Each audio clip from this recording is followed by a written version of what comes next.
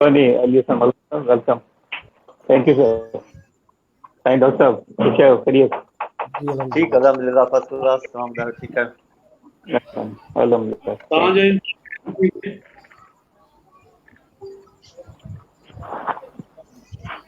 साईं स्टार्ट थियो. जथर तिख तंवार वणटिण वाई हिकिड़ी सभई शइ थिया सूरी सज़ावार हमा मंसूर हज़ार कहिड़ा चाड़ीअ चाड़ीअ. लतीफ़ साईं जे शेर सां असां पंहिंजे प्रोग्राम ॾे स्टार्ट कंदासीं.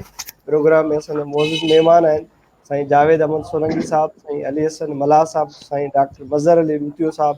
तव्हां सभिनी खां इहे शख़्सियतूं, इहे नाला हिननि जो कमु ॻुझो कोन्हे. जेके बि असांजा दोस्त ॿाहिरि असांजे सिंधी ॿोली ऐं अदब ऐं टेक्नोलॉजी सां रिलेटेड आहिनि, उहे ज़रूरु इन्हनि नालनि सां मुंहुं मुक़ाबिल थिया हूंदा. टेक्नोलॉजी जे दौर में, फ़ोन्स जे दौर में या कंहिं ॿिए इशूज़ ते लैंग्वेज जे हवाले सां तव्हांजे साम्हूं आया आहिनि. उन्हनि जो कमु पाण ई हिकिड़ी क्वालिटी आहे, पाण ॿुधाए थी उन्हनि कहिड़ा कहिड़ा कमु कया आहिनि. उन ॿोली जे लाइ तमामु ज़बरदस्त क़िस्म जो कमु कयो आहे ऐं उन कम खे, ॿोली खे अॻिते वधाइण जे लाइ सिंधी क़ौम ऐं सिंधी माण्हुनि खे शुक्रगुज़ार हुजणु खपे, ख़ुशि थियणु खपे त असां वटि अहिड़ियूं शख़्सियतूं आहिनि जेके शख़्सियतूं असां सां गॾु आहिनि ऐं कमकार में पंहिंजे कम खे अॻिते वधाइनि था पिया ऐं शयुनि खे प्रोमोट कनि था पिया. असां हिननि सभिनी शख़्सियतुनि खे भलीकार चवंदा ऐं तव्हां सभई असांजा जेके ॿुधंदड़ ऐं लिसनर्स आहियो, तव्हां बि साईं वारनि खे भलीकार कंदो ऐं सुठियूं सुठियूं ॻाल्हियूं तव्हां उन्हनि खां ॿुधंदो. असांजो अॼु जो मौज़ू जो तव्हां सभिनी खे ख़बर आहे त जदीद टेक्नोलॉजी जंहिं दौर में असां हलूं पिया, हिन कोरोना वायरस वारे मसइले जे करे, इन बीमारी ऐं वबा खां पोइ इहो अञा टेक्नोलॉजी वारो दौरु अञा प्रोमोट थियो आहे, अॻिते वधियो आहे ऐं केतिरई ऑनलाइन सेशन ऐं ॿियूं ॻाल्हियूं थियूं आहिनि जेके शयूं टेक्नोलॉजी तरफ़ हली वियूं आहिनि. हाणे त तालीम सिहत जे लाइ बि डॉक्टर बि ऑनलाइन वेठा आहिनि जेके तव्हांखे टाइम ॾींदा ऐं तव्हांजी रहनुमाई कंदा. सेम टाइम ते एजुकेशन सिस्टम वारा बि एॾे वञनि पिया तालीम टेक्नोलॉजी तरफ़. टेक्नोलॉजी हिकिड़ी मजबूरी सां गॾोगॾु हिकिड़ी फैसिलिटी बि थी वई आहे. उन फैसिलिटी में असां सभई तव्हां सां सभु गॾु आहियूं. ही दोस्त जेके असांजा रहनुमा आहिनि, जेके ॿोली ते कमु कनि था पिया, उहे बि असां सां गॾु आहिनि. लतीफ़ साईं जी शेर त फारसी तोए पढ़ियो ॻोल्हो तोए ग़ुलाम, उञो त आब घुरे बुखियो त ताम, आमन संदो आम ख़ासनि मां न थिए. ही ख़ासि माण्हू आहिनि, आम न आहिनि. ही ख़ासि माण्हुनि खे असां अॼु ॿुधंदासीं. हिननि खां असां ॿोली जे बारे में, टेक्नोलॉजी जे बारे में असां कुझु सिखंदासीं. असां सभ खां पहिरें इन शइ जी शुरूआति कंदासीं साईं जावेद अहमद सोलंकी खां. साईं गूगल ट्रांसलेशन जे हवाले सां ज़बरदस्त कमु कयो आहे. साईं अली हसन मल्हा टेक्स्ट बुक खे खणी आयो आहे पंहिंजी टेक्नोलॉजी ते ऐं उन में तमामु ज़बरदस्त कमु कयो आहे. लिसानियात जे हवाले सां डॉक्टर मज़हर अली रूतियो साहब ऐं ग्लोबलाइज़ेशन जे हवाले सां बि पंहिंजो कमु अथसि ऐं सुठो कमु आहे. असां उन सभिनी खां ॿुधंदासीं. जावेद अहमद सोलंकी साहब खे असां भलीकार चवंदासीं ऐं गुज़ारिश कंदासीं थोरो असांखे आगाही ॾे त टेक्नोलॉजी ऐं ॿोली जी जेका निस्बत आहे उहा कहिड़ी आहे ऐं कहिड़े नमूने सां उहा निस्बत अॻिते वधी रही आहे ऐं तव्हां उन में कहिड़ी क़िस्म जो इनपुट ॾेई सघो था ऐं ॿोली जे लाइ कहिड़ी शयूं फ़ाइदेमंद थी सघनि थियूं. थोरो टेक्नोलॉजी ऐं ॿोली ऐं लिंग्विस्टिक जे रिलेशनशिप ते तव्हां रोशनी विझो त असां पोइ ॻाल्हियुनि खे अनफोल्ड करे अॻिते वधंदासीं. कुझु दोस्तनि जा असां सुवाल बि वठंदासीं ऐं पोइ पंहिंजो तजियो तव्हांजा सुवाल जवाब बि हूंदा, उन सां अॻिते वधंदा. जावेद साहब, तव्हांखे गुज़ारिश थोरो असांखे टेक्नोलॉजी ऐं ॿोली जी हिकिड़ी निस्बत असांखे ॿुधायो, उनजो रिलेशनशिप ॿुधायो ऐं उन में कमु करण जी गुंजाइश केतिरी आहे उहो तव्हां असांखे ॿुधायो त असां पोइ ॻाल्हि खे अॻिते वधायूं. जी साईं, वॾी महिरबानी तव्हांजी डॉक्टर मुबारक लशारी साहब. टेक्नोलॉजी जेका असां ॻाल्हि कयूं था लिंग्विस्टिक्स वग़ैरह जी, लैंग्वेज जी, मशीन लर्निंग जी, असल में सिंधी ॿोली जेका आहे सो असांजी हिन महिल जेके असांजी इंटरनेशनल लैंग्वेजिस आहिनि कंप्यूटेशन में, उन में बिल्कुलु अची चुकी आहे. ऐं 1987 90s में जॾहिं साईं माजिद बुर्गड़ी साहब जन सिंधी फॉन्ट्स ऐं सिंधी कीबोर्ड वग़ैरह ठाहियो, उन खां पोइ जेको 2015 ताईं जेको आहे सो सिंधी, ख़ासि करे सिंधी ॿोली जेका आहे सो इंटरनेट जी जेका माना लैंग्वेजिस में एतिरी तरक़ी न करे सघी हुई. फॉन्ट्स या डेटा एंट्री या सिंधी टेक्स्ट जे हवाले सां बिल्कुलु हुन में डेटा असांखे मिलियो पिए इंटरनेट ते. पर जेके मशीन लर्निंग में जेके लैंग्वेजिस आहिनि इंटरनेशनल, जीअं 102 लैंग्वेजिस हुयूं आहिनि असांजे हिन में गूगल ट्रांसलेट में, उन में सिंधी लैंग्वेज जेका आहे सो न हुई। सो असां 2006 में एक्चुअली गूगल हिकिड़ो प्लेटफॉर्म मुहैया कयो हुयो असांजे सिंधी जेके इंस्टीट्यूशन्स आहिनि या सिंधी जेके असांजा ईअं सम्झो त इन में ॾियनि पिया पंहिंजो इनपुट्स वग़ैरह उन्हनि दोस्तनि जे लाइ। पर 2006 खां वठी 2015 ताईं बदनसीबी सां अनफॉर्चुनेटली माना उहो डेटा जेको आहे गूगल खे माना न मिली सघियो, जंहिंजे करे सिंधी ॿोली ईअं सम्झो त हिकिड़े क़िस्म सां माना लटकियल हुई इंटरनेट जी लैंग्वेजिस ऐं इंटरनेट जी कंप्यूटेशन जी दुनिया में। त उन जूं कहिड़ियूं वजूहात हुयूं, छा हुयो, उन ते पाण बहस कोन था कयूं। सो 2006 खां वठी तव्हां अंदाज़ो लॻायो त 2015 ताईं तक़रीबन 9 साल गूगल माना इंतज़ार में हुयो त असांखे को माण्हू या को मक़सद को ग्रुप असांखे मिली करे माना डेटा प्रोवाइड करे। सो 2015 में असां शुरूआत कई, गूगल सां राब्तो कयो त जेके गूगल ट्रांसलेट में लैंग्वेजिस आहिनि उन में सिंधी छाजे करे न आहे। सो जॾहिं असां गूगल सां राब्तो कयो त असांखे ख़बर पई त जेको आहे सो गूगल खे डेटा जी ज़रूरत आहे जेका Sindhi to English to Sindhi translation जी डेटा जी उन्हनि खे ज़रूरत हुई। ऐं उन जे लाइ असां पंहिंजी हिकिड़ी टीम जोड़ीसीं, 5-6 असांजा दोस्त हुया, असां मिली करे उन में डेटा इनपुट कई। अंदाज़नि जेको आहे सो तक़रीबन असां 1.5 लख फ्रेज़िस जुमिला ऐं जेका बि डेटा वग़ैरह गूगल खे ज़रूरत हुई, माना उहे जुमिला उहे सेंटेंसिस उहे माना जेके माना जंहिंजी अक्यूरेसी माना हाई हुजे, जेका माना कंप्यूटर खे जेका मशीन लर्निंग में जेको कंप्यूटर माना हिकिड़ो लर्न करे सघे ऐं उनखे ट्रांसलेट करे सघे, या मक़सदु जेको बि यूज़र आहे या जेको बि गूगल ट्रांसलेट ते अचे थो त उनखे मयारी माना हिकिड़ो तर्जुमो मिली सघे। त इहो टास्क जेको आहे असां माशाल्लाह 2015 में पूरो करे वरितो हुयो ऐं 2015 में ई जेको आहे सो गूगल सिंधी लैंग्वेज खे पंहिंजे सिस्टम में शामिलु कयो हुयो। ऐं उन खां पोइ वधीक तमामु घणी तरक़ी हिन में थी आहे, छाजे करे जो बेसिकली जॾहिं तव्हां हिकिड़ी प्रोडक्ट ठाहियो था, इहे सम्झो त जीअं सिंधी लैंग्वेज हिकिड़ी गूगल ट्रांसलेट में अची वई, उहा हाणे हुन मां ईअं सम्झो त बाय प्रोडक्ट्स माना प्रोड्यूस में थियनि।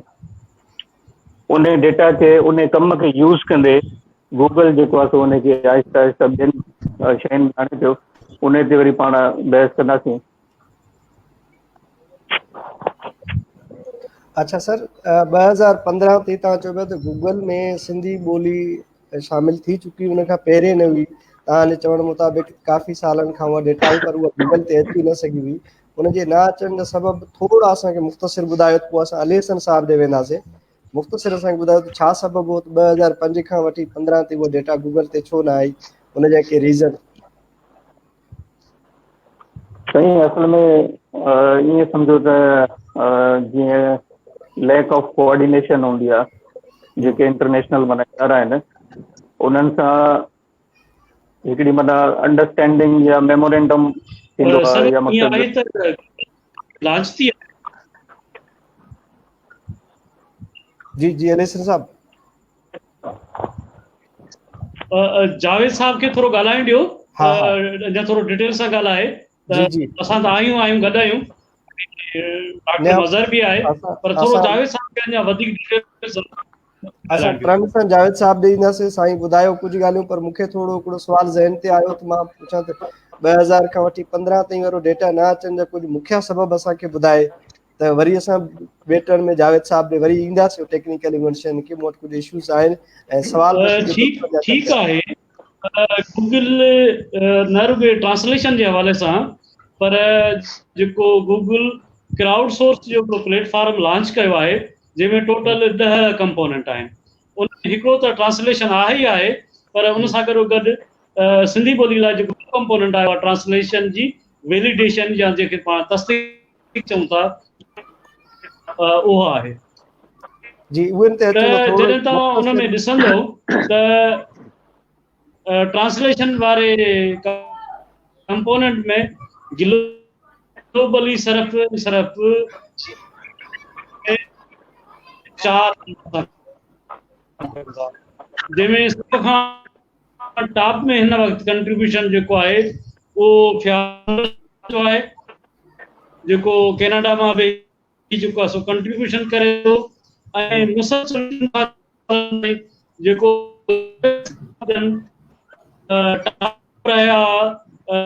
जे ट्रांसलेशन वारे कंपोनेंट में हिन वक़्तु उन जो नंबर जेको आहे सिंधी कंट्रीब्यूटर सेवा महताब सोलंकी साहब आया महीनो खनि पहिरीं उन ग्रेट लीडरशिप बोर्ड में असांजो मोहतरम दोस्त सलेमान वसाण बि हुयो पर जीअं त ही को हिकिड़ो स्टेटिक कंपोनेंट न आहे ऐं जेको कंट्रीब्यूशन वधीक करे थो हुजे थो हुन में ॾियण वारी लिस्ट में ॿी सूरत में निकिरी थो वञे। हाणे तव्हां इहो अंदाज़ो लॻायो त जिते हर ॿिए टे माण्हू जो पंहिंजे नुक़्ते नज़र सां सिंधी ॿोलीअ लाइ साह थो वञे पर उहे माण्हू 100, 1000, 2000 जुमिला ट्रांसलेशन नथा कनि। ठीकु आहे, जंहिंजे ई करे ॿियनि कंपोनेंट्स में गूगल सिंधी ॿोलीअ खे देरि सां आणण जो फ़ैसिलो बि कयो। हिन वक़्तु बि ईअं आहे त घटि में घटि असां 1000 माण्हू कमु कयूं पोइ 1000 माण्हू गूगल जे क्राउड सोर्स वारे प्लेटफॉर्म में न हूंदा पर घटि में घटि वधि खां वधि असां कंट्रीब्यूट कयूं। हिन वक़्तु बि ईअं आहे त जेकॾहिं तव्हां 2000 जुमिला कंट्रीब्यूट कंदव त तव्हांजो नंबर अची थो 100 लीडरशिप बोर्ड में। त बेसिकली ट्रांसलेशन हिननि समूरनि 10 कंपोनेंट जेके DL ML या जेके आर्टिफिशियल इंटेलिजेंस या प्लेटफॉर्म आहिनि उन्हनि जो बेस बुनियाद इहे 10 कंपोनेंट मां मज़ा पहिरियों कंपोनेंट ट्रांसलेशन आहे। जॾहिं तव्हांजी ट्रांसलेशन रिच थींदी त पोइ तव्हांखे तोड़े जो हींअर पार्शली गूगल उनखे OCR ताईं बि खणी आई आहे। तव्हांजे जेको गूगल में सिंधी खे रखियो वेठी आहे तोड़े जो सिंधी ॿोली दुनिया में अॼु खां खॿे तां लिखी वेंदड़ ॿोली आहे पर गूगल जो जी बोर्ड में अञा ताईं जेको कीबोर्ड उहो खॿे पासे वारो आहे, अंग्रेज़ी स्टाइल वारो आहे। खोड़ सारी गुंजाइश ज़ाहिरी आहे, PhD करणु हर माण्हू जो हक़ आहे, छो आहे त उन्हनि जे करे असांजे माण्हुनि खे वधि खां वधि कंट्रीब्यूशन करणु खपे ट्रांसलेशन वारे कंपोनेंट में। ऐं जीअं त ट्रांसलेशन वारे कंपोनेंट में जॾहिं तव्हां कमु कयो था ऐं मोबाइल वर्जन जेको गूगल जो क्राउड सोर्स वारो आहे त उते तव्हांखे तव्हांजा वोट बि ॾेखारींदो, तव्हांजी एक्यूरेसी बि ॾेखारींदो। मिसाल मां हिकिड़ो दफ़ो जावेद साहब खे गूगल जो क्राउड सोर्स वारो प्लेटफॉर्म खोले ॾेखारियो हुयो त मूं ॾेखारियोमांसि त मुंहिंजी जेका एक्यूरेसी आहे उहा गूगल तमामु हाई करे रखी आहे। त तोड़े जो असां इंडिजिनस माण्हू आहियूं, पंहिंजी ॿोलीअ खे पाण ट्रांसलेट कयूं था, तर्जुमो कयूं था, पर गूगल वटि पंहिंजो मशीन लर्निंग जो, आर्टिफिशियल इंटेलिजेंस जो, डीप लर्निंग जो मुख़्तलिफ़ ॿोलियुनि जे हवाले सां तमामु हिकिड़ो मज़बूत प्लेटफॉर्म आहे। उहो वक़्तनि ब वक़्तनि असांजे शयुनि खे दुरुस्त कंदो रहंदो। मूंखे एतिरो चवणो आहे ऐं पोइ वधीक पाण डिस्कशन खे वधीक अॻिते वधायूं था, सवालनि जा सवाल निकिरंदा, वरी जवाब निकिरंदा, वधीक ॻाल्हायूं था। जी वॾी महिरबानी तव्हांजी जावेद साहब। तव्हां ॾे असां वरी मोटी ईंदासीं, डॉक्टर मज़हर साहब ॾे असां वेंदासीं लिसानियात जे हवाले सां। मज़हर साहब जो आलमगीरियत ऐं ग्लोबलाइज़ेशन जे हवाले सां रिसर्च आहे, पंहिंजो कमु आहे, उनजो हिकिड़ो किताब बि छपियल आहे। आलमगीरियत ऐं सिंधी समाज सां कंट्रीब्यूट बि कंदा रहनि था। सिंधी समाज आलमगीरियत ऐं मशीन वारे दौर जे हवाले सां ऐं लिसानियात जे हवाले सां कार्पस लिंग्विस्टिक्स ते बि साईं जी नज़र आहे, त मशीन कंप्यूटेशनल लिंग्विस्टिक्स ते बि नज़र आहे साईं जी। असां थोरो उन वारे सां साईं खां पुछंदासीं साईं ग्लोबलाइज़ेशन या आलमगीरियत ऐं उनजो सिंधी ॿोली सां तालुक़ तव्हां कीअं था ॾिसो? असां केतिरे क़दम ग्लोबलाइज़ेशन वारी जेका क्राइटेरिया आहे उन ते पूरा लहूं था या उन जे लाइ असां वटि ॿियूं चैलेंजिस असां वटि के साम्हूं आहिनि जिन खे असां फेस कंदासीं ऐं असां उनखे अॻिते हलींदासीं? मज़हर साहब तव्हां थोरो उन ते रोशनी विझो, पोइ असां स्पेसिफिकली लिंग्विस्टिक्स ऐं लिसानियत ते कुझु शयुनि ते डिस्कस कंदासीं। कुझु दोस्तनि जा सवाल बि अचनि पिया, उहे बि असां डिस्कस कंदासीं। मज़हर साहब। थैंक यू साईं। अहम सवाल आहे। दुनिया 1945 खां जॾहिं अक़वाम मुतहदा वजूद में आई ऐं सेकेंड वर्ल्ड खां पोइ बेसिकली जेका मंडियुनि ते वार हुई, उन खां पोइ सरमाएदारनि सोचियो त असीं अहिड़ी दुनिया ठाहियूं जिथे असांजी मंडियूं आज़ादु हुजनि, ऐं इन ई बेस ते जेको आहे 60s ताईं इंफॉर्मेशन टेक्नोलॉजी वजूद में आई, ऐं 50s में लेट 50s ताईं जेको आहे या मिड में आर्टिफिशियल इंटेलिजेंस जो कॉन्सेप्ट बि आयो, ऐं हिकु कंप्यूटर सिस्टम में डेवलपमेंट थी, IT में डेवलप थी 1990 खां पोइ जेका इंटरनेट कुझु यूनिवर्सिटीज़ ताईं ऐं किन ख़ासि इदारनि ताईं महदूद हुई, 90 खां पोइ इन्हनि हिनखे पब्लिक कयो, ऐं 2000 खां पोइ जेको आहे सोशलाइज़ेशन जा जेके सोशल मीडिया आहिनि उनजा टूल्स बि मार्केट में अची विया। सोशल मीडिया जा टूल्स अचण खां पोइ छा थियो, जो दुनिया तेज़ी सां हिक ॿिए सां ॻंढिजी वई ऐं वर्चुअलाइज़ेशन तरफ़ वञी रही हुई। मीन्स जेको फिज़िकल असां जूं बाउंड्रीज़ हुयूं उहे त पंहिंजी जाइ ते हुयूं, पर उन्हनि जी अहमियत घटिजण लॻी, ऐं माण्हू जेको आहे ई बाउंड्रीज़ तरफ़, मीन्स बाउंड्रीज़ जी लेवल ख़तम थी वई। वर्चुअली माण्हू भले उहो कराची में हुजे, रारकान में हुजे, जामशोरो में हुजे, या दुनिया जे कंहिं बि ख़िते में ॻोठ में हुजे, पर जॾहिं हू इंटरनेट ज़रिए वेब 2.0 ते अचे पियो त पूरी दुनिया सां ॻंढिजी पियो वञे। हाणे इन वक़्तु इन खां अॻु में तव्हां ॾिसो जेको नेशनलाइज़ेशन जो दौरु रहियो आहे, उन में ॿोलियुनि जी अहमियत नो डाउट उन वक़्तु बि हुई। ग्लोबलाइज़ेशन जे दौर में जॾहिं 90 खां पोइ ग्लोबलाइज़ेशन में दुनिया कन्वर्ट थी, ऐं तव्हां ॾिठो त रशिया बि टुटी वियो, हिकु सुपर पावर बचो, त कैपिटलिस्ट वधीक मज़बूत थी विया ऐं ग्लोबलाइज़ेशन जो हिकिड़ो दौरु शुरू थियो। त इन में ॿोलियुनि ते वधीक असर पवण लॻा। नेशनलाइज़ेशन जे दौर में ॿोलियूं आज़ादु हुयूं, पंहिंजे खितनि ताईं या पंहिंजे मुल्कनि ताईं या पंहिंजे समाजनि ताईं महदूद हुयूं। पर जॾहिं ग्लोबलाइज़ेशन थी त पोइ ॿोली उहा ई अॻिते अचणु लॻी जेका वधीक स्ट्रांग हुई, जेका टेक्नोलॉजी जी ॿोली रहे पई, या जेका असीं चऊं त बाज़ार में, त बाज़ार जी भले न बि, जेका टेक्नोलॉजी जी ॿोली हुई उहा ॿोली बची, ॿियूं ॿोलियूं असांजूं एक्सटेंट थियणु लॻियूं या डेड थियणु लॻियूं। ऐं ॾिसो सभई ॿोलियूं थी वियूं। तव्हां 2019 जी जेकॾहिं रिपोर्ट पढ़ो, 2018 जी 2018 जी UN जी, त उन 7000 ॿोलियूं हुयूं, पर 2019 ऐं 2020 में तव्हां हाणे पढ़ो उहे अची 6000 ते पहुतियूं आहिनि ॿोलियूं। मीन्स एतिरो जल्दी एक्सटेंट थींदियूं थी वञनि।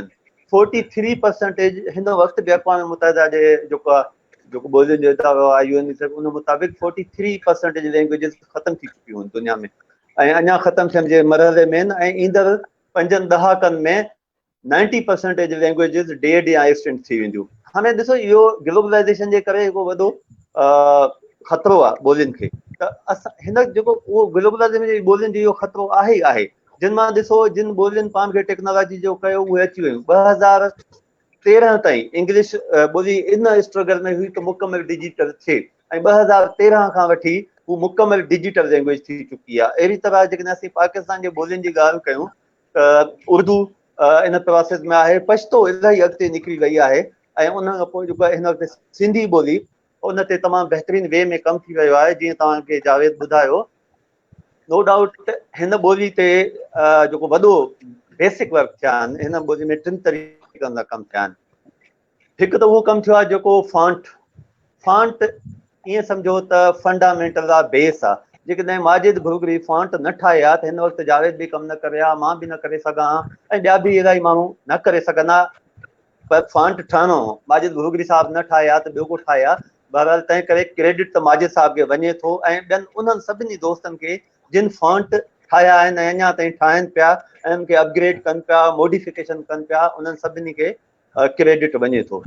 हाणे फॉन्ट ठहण सां छा थियो, जो असांजूं अख़बारूं ऐं असांजा किताब कंप्यूटराइज़ थींदा विया, ऐं उन्हनि जी डेटा कंप्यूटर में ईंदी वई, ऐं उहा अवामी आवाज़ अख़बार ॾिसो पहिरीं हुई।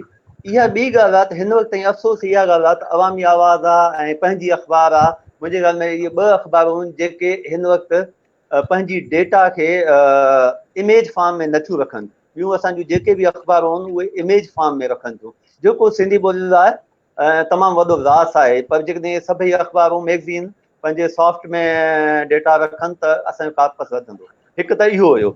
इन खां पोइ जेको कमु थियो 2015 में, जीअं जावेद ॿुधायो त हिननि गूगल हिकु ट्रांसलेशन सिस्टम ठाहिया, ऐं हुननि दुनिया खे छाकाणि इहो हिकु इन ते बि काफ़ी डिस्कस करे सघां थो त आख़िर गूगल जा इंट्रस्ट कहिड़ा आहिनि। ऐं विच में इहे बि अफ़वाहूं हलियूं त भई सिंधी ॿोली गूगल खां ख़तमु थी थिए। हिकिड़ी मतिलबु टकियानूस अफ़वाह हो जंहिंजो को बुनियादु न आहे। गूगल कॾहिं बि सिंधी ॿोली खे ख़तमु न कंदी, ऐं पर हिन ॿियूं बि ॿिया काफ़ी इदारा आहिनि उहे हाणे तव्हां ॾिसो एप्पल खे ज़रूरत पई त हिन वक़्तु सिंधी ॿोली खे आणे इन जा वरी अलॻि सबब आहिनि जंहिं ते जेकॾहिं तव्हांजा क्वेश्चन आया त उहे बि डिस्कस कंदासीं त आख़िर कहिड़ा रीज़न आहिनि इन्हनि इदारनि जी कहिड़ी मजबूरी आहे जो उहे पंहिंजे ॿोलियुनि खे असांजे ॿोलियुनि खे अॻिते आणनि। उन खां पोइ 2015 खां पोइ जीअं गूगल ट्रांसलेशन जो थियो त नो डाउट जावेद जन ॾे क्रेडिट वञे थो त इन्हनि उन्हनि खे तमामु घणी डेटा ॾिनी ट्रांसलेशन जे सूरत में, वेलिडेशन जे सूरत में, कीअं बि। हाणे हिननि ते को कमु कयो, इन में असांजे सिंध गवर्नमेंट ऐं सिंधी लैंग्वेज अथॉरिटी जो छा किरदारु हुजणु खपे हा उहो मूंखे टाइम मिलियो त ॿुधायां थो। जस्ट मज़र साहब उन खां पोइ मां ही पूरो कयां। हा पूरो कयो। त जॾहिं इहो डेटा अची वई, हाणे गूगल में ट्रांसलेशन बि अची वई, उन वक़्तु तव्हां ॾिसो भले त सिंधी ॿोली ते नेचुरल लैंग्वेज प्रोसेसिंग ऐं कंप्यूटेशन लिंग्विस्टिक जे हवाले सां ख़ासि कमु न थियो। कमु थियो, बिल्कुलु थियो, टोकनाइज़ेशन ते थियो हो, कंसेप्चुअल कार्पस डेवलपमेंट ते थियो, OCR ते नो डाउट कमु थियो ऐं कार्पस ठाहिण ते थियो। इन खां पोइ जेको कमु थियो आहे उहो थियो आहे प्योर कंप्यूटेशनल लिंग्विस्टिक ते, जेको मूं 2016 खां शुरू कयो। ऐं उन में मां छा कयो त मशीन लर्निंग ऐं ॿ सिस्टम मूं ठाहिया। ऐं दुनिया में हिन वक़्तु जेके बि लैंग्वेज एनालिसिस थिए पई, लैंग्वेज इंजीनियरिंग थिए पई या language analysis from different aspects of the linguistics ऐं कंप्यूटेशन लिंग्विस्टिक्स जे हवाले सां कमु कयो त हिकु थिए थी रूल बेस्ड, त तव्हां डिफरेंट रूल्स ठाहियो ऐं उन बेस ते तव्हां डिफरेंट एल्गोरिथम्स ठाहियो ऐं आर्टिफिशियल इंटेलिजेंस या ॿिया तव्हां सिस्टम ठाहियो ऐं पंहिंजे ॿोलियुनि खे उन में तव्हां एनालाइज़ कयो। हिकु त इहो आहे। ॿियो जेको इन ते दुनिया में कमु थियो, ॿियो जेको दुनिया ते कमु थियो कार्पस डेवलपमेंट ते थियो त भई जेकॾहिं ॿोलियुनि जा कार्पस न हूंदा त ॿोलियूं एक्सटेंड भले थी बि वञनि पर कम अज़ कम डेड न थींदियूं। टियों जेको दुनिया में कमु थियो ऐं उहो अञा ताईं थिए पियो, उहो हिन वक़्तु त उहो word to wake J level ते अची वियो, पर इन खां अॻु में जेको कमु थियो उहो वर्ड नेट, लफ़्ज़नि जो ॼार जंहिंखे असीं चऊं था। ऐं इहे जेके कमु तव्हांखे ॿुधायां थो इन ते सिंधी ॿोली में अॻु में कॾहिं बि कमु न थियो हो। ऐं जॾहिं मूं इन जी ज़रूरत महसूसु कई त मां पंहिंजे डॉक्टरल स्टडी में कम इहे खयां। त वर्ड नेट प्रिंसटन यूनिवर्सिटी जो प्रोजेक्ट आहे जंहिं ते पोइ मूं सिंधी लाइ कमु कयो ऐं हिन वक़्तु पंजाबी ॿोली ते उन ते कमु थिए पियो, उर्दू में अॻु में ई हुयो, पछतो में अॻु में ई हुयो। मतिलबु इहा असांजे लाइ सरप्राइज़ आहे त असां जेके पछतो लाइ टोटका पहाका ॾींदा आहियूं उहे असांखे केॾा अॻिते आहिनि, इहो ॾिसणु घुरिजे असांजे इदारनि खे बि। छाकाणि आम माण्हू जंहिंमें उनखे न ब्लेम न ॾियणु घुरिजे, कंहिं बि हिन में इदारनि ते ब्लेम हुजणु घुरिजे। त वर्ड नेट पोइ सिंधी जी ठही, उन सां इहो फ़ाइदो मज़र साहब सॉरी मां तव्हांजी ॻाल्हि कटियां पियो। बाक़ी मुंहिंजे हिकु पॉइंट बची आहे, हिकु डेवलपमेंट पॉइंट बची आहे त दुनिया में ॿोलियुनि ते कमु थिए कीअं पियो। उन खां पोइ मशीन लर्निंग, त मशीन लर्निंग जे हवाले सां कमु कयो त रूल बेस्ड खां उहा हटियल आहे। रूल बेस्ड में तव्हां पंहिंजा रूल था ठाहियो। मशीन लर्निंग में तव्हां कंप्यूटर खे सिख्या था ॾियो, ट्रेंड था कयो, हिकु माण्हू वांगुरु ट्रेंड थो थिए। ऐं मशीन लर्निंग जो हिकिड़ो पार्ट आहे डीप लर्निंग, जंहिंमें असां बिग डेटा ते कमु था कयूं। ऐं उन खां पोइ डीप लर्निंग ते कमु थियो त U will be happy and all the जेके बि असांखे ॾिसंदा ख़ुशी इहो महसूसु कंदा। हिन वक़्तु सिंधी ॿोली नो डाउट गूगल ट्रांसलेशन में बि अची चुकी आहे, उनजा बहितरीन क़िस्म जा फॉन्ट बि ठहनि था, टेक्नोलॉजी ॿोली थी रही आहे, उनजी वर्ड नेट ठही चुकी आहे, उनजा कार्पस बिल्डर्स आहिनि, उन लाइ लिंग्विस्टिक जा जेके बि टूल्स आहिनि, morphological analyser, syntactic analyser, lemmatiser, stemmer, sentiment analysis system, aspect based sentiment analysis system, ये रूल बेस्ड भी ठही चुका आहिनि, मशीन लर्निंग बेस्ड भी ठही चुका आहिनि, डीप लर्निंग भी ठही चुका आहिनि। जी साईं। Thank you so much Mazhar साहब, तव्हांजो जवाबु थोरो डिघो थी वियो। मां वरी ईंदुसि, मुंहिंजो बि सुवालु इन हवाले सां हुयो। मां तव्हांखे इहो सुवालु हाणे पुछां थो पर जवाबु तव्हांखां बाद में वठंदुसि। असां जावेद सोलंकी साहब ॾे वेंदासीं। त तव्हां जेके टर्म ॿुधाया असांखे, कंप्यूटेशनल लिंग्विस्टिक्स आहे, कार्पस लिंग्विस्टिक्स आहे, या नेचुरल लैंग्वेज प्रोसेसिंग आहे, या ॿियूं जेके टेक्निकल शयूं आहिनि टेक्नोलॉजिकल, उहे असांजे इदारनि में पढ़ायूं कोन थियूं वञनि। यूनिवर्सिटियुनि में मिसाल तौरु तव्हां वञो, कंप्यूटेशनल लिंग्विस्टिक्स आहे, उहा जेकॾहिं असां चऊं था त अहम आहे, त पोइ असांजी यूनिवर्सिटी में कहिड़ो डिपार्टमेंट उनखे पढ़ाए? छा सिंध जे यूनिवर्सिटियुनि में सिंधी डिपार्टमेंट वारा उनखे पढ़ाइनि था पिया? कार्पस लिंग्विस्टिक्स जो असांखे अञा ताईं उहा आइडिया कोन आयो। अॼु दुनिया में डॉन अख़बार जी कार्पस आहे, ॿिनि कार्पसिस ठहियल आहिनि।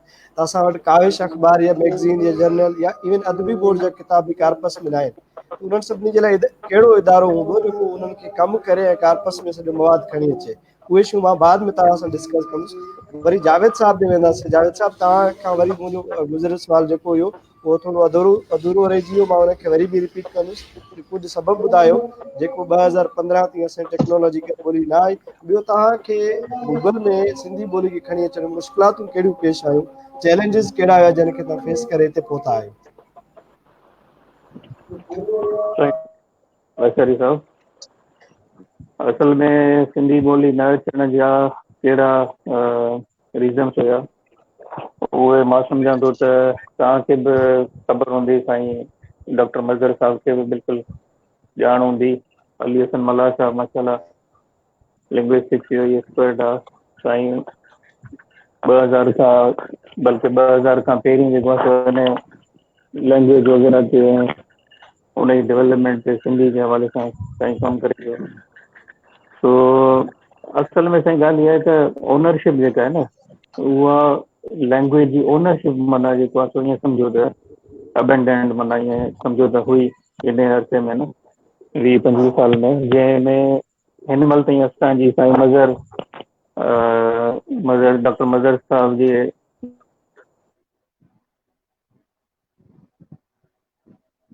जी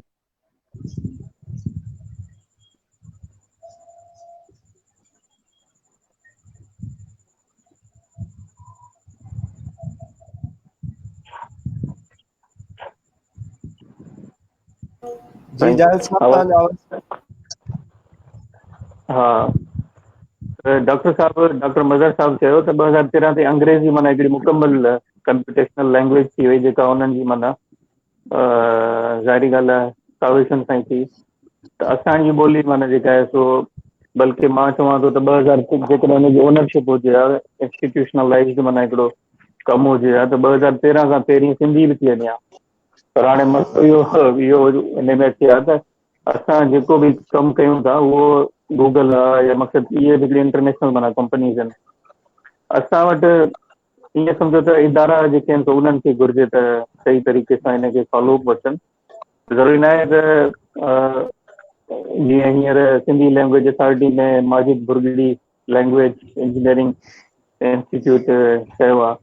हाणे इंस्टीट्यूट या बिल्डिंग ठहे थी, उन सां गॾु जेको आहे सो माना प्रॉपर प्लानिंग हुजे, प्रपोज़ल हुजे, डेवलपमेंट हुजे, या मक़सदु उहे माण्हू हुजनि जीअं हिकिड़ा रिसर्च जा माण्हू हुजनि, या हिकिड़ा मक़सदु एक्ट वारा माण्हू हुजनि, डेवलपमेंट वारा माण्हू हुजनि, जेके मक़सदु लैंग्वेज खे अॻिते वधाइनि डेवलपमेंट में, कंप्यूटेशनल माना उन में सिस्टम में आणनि।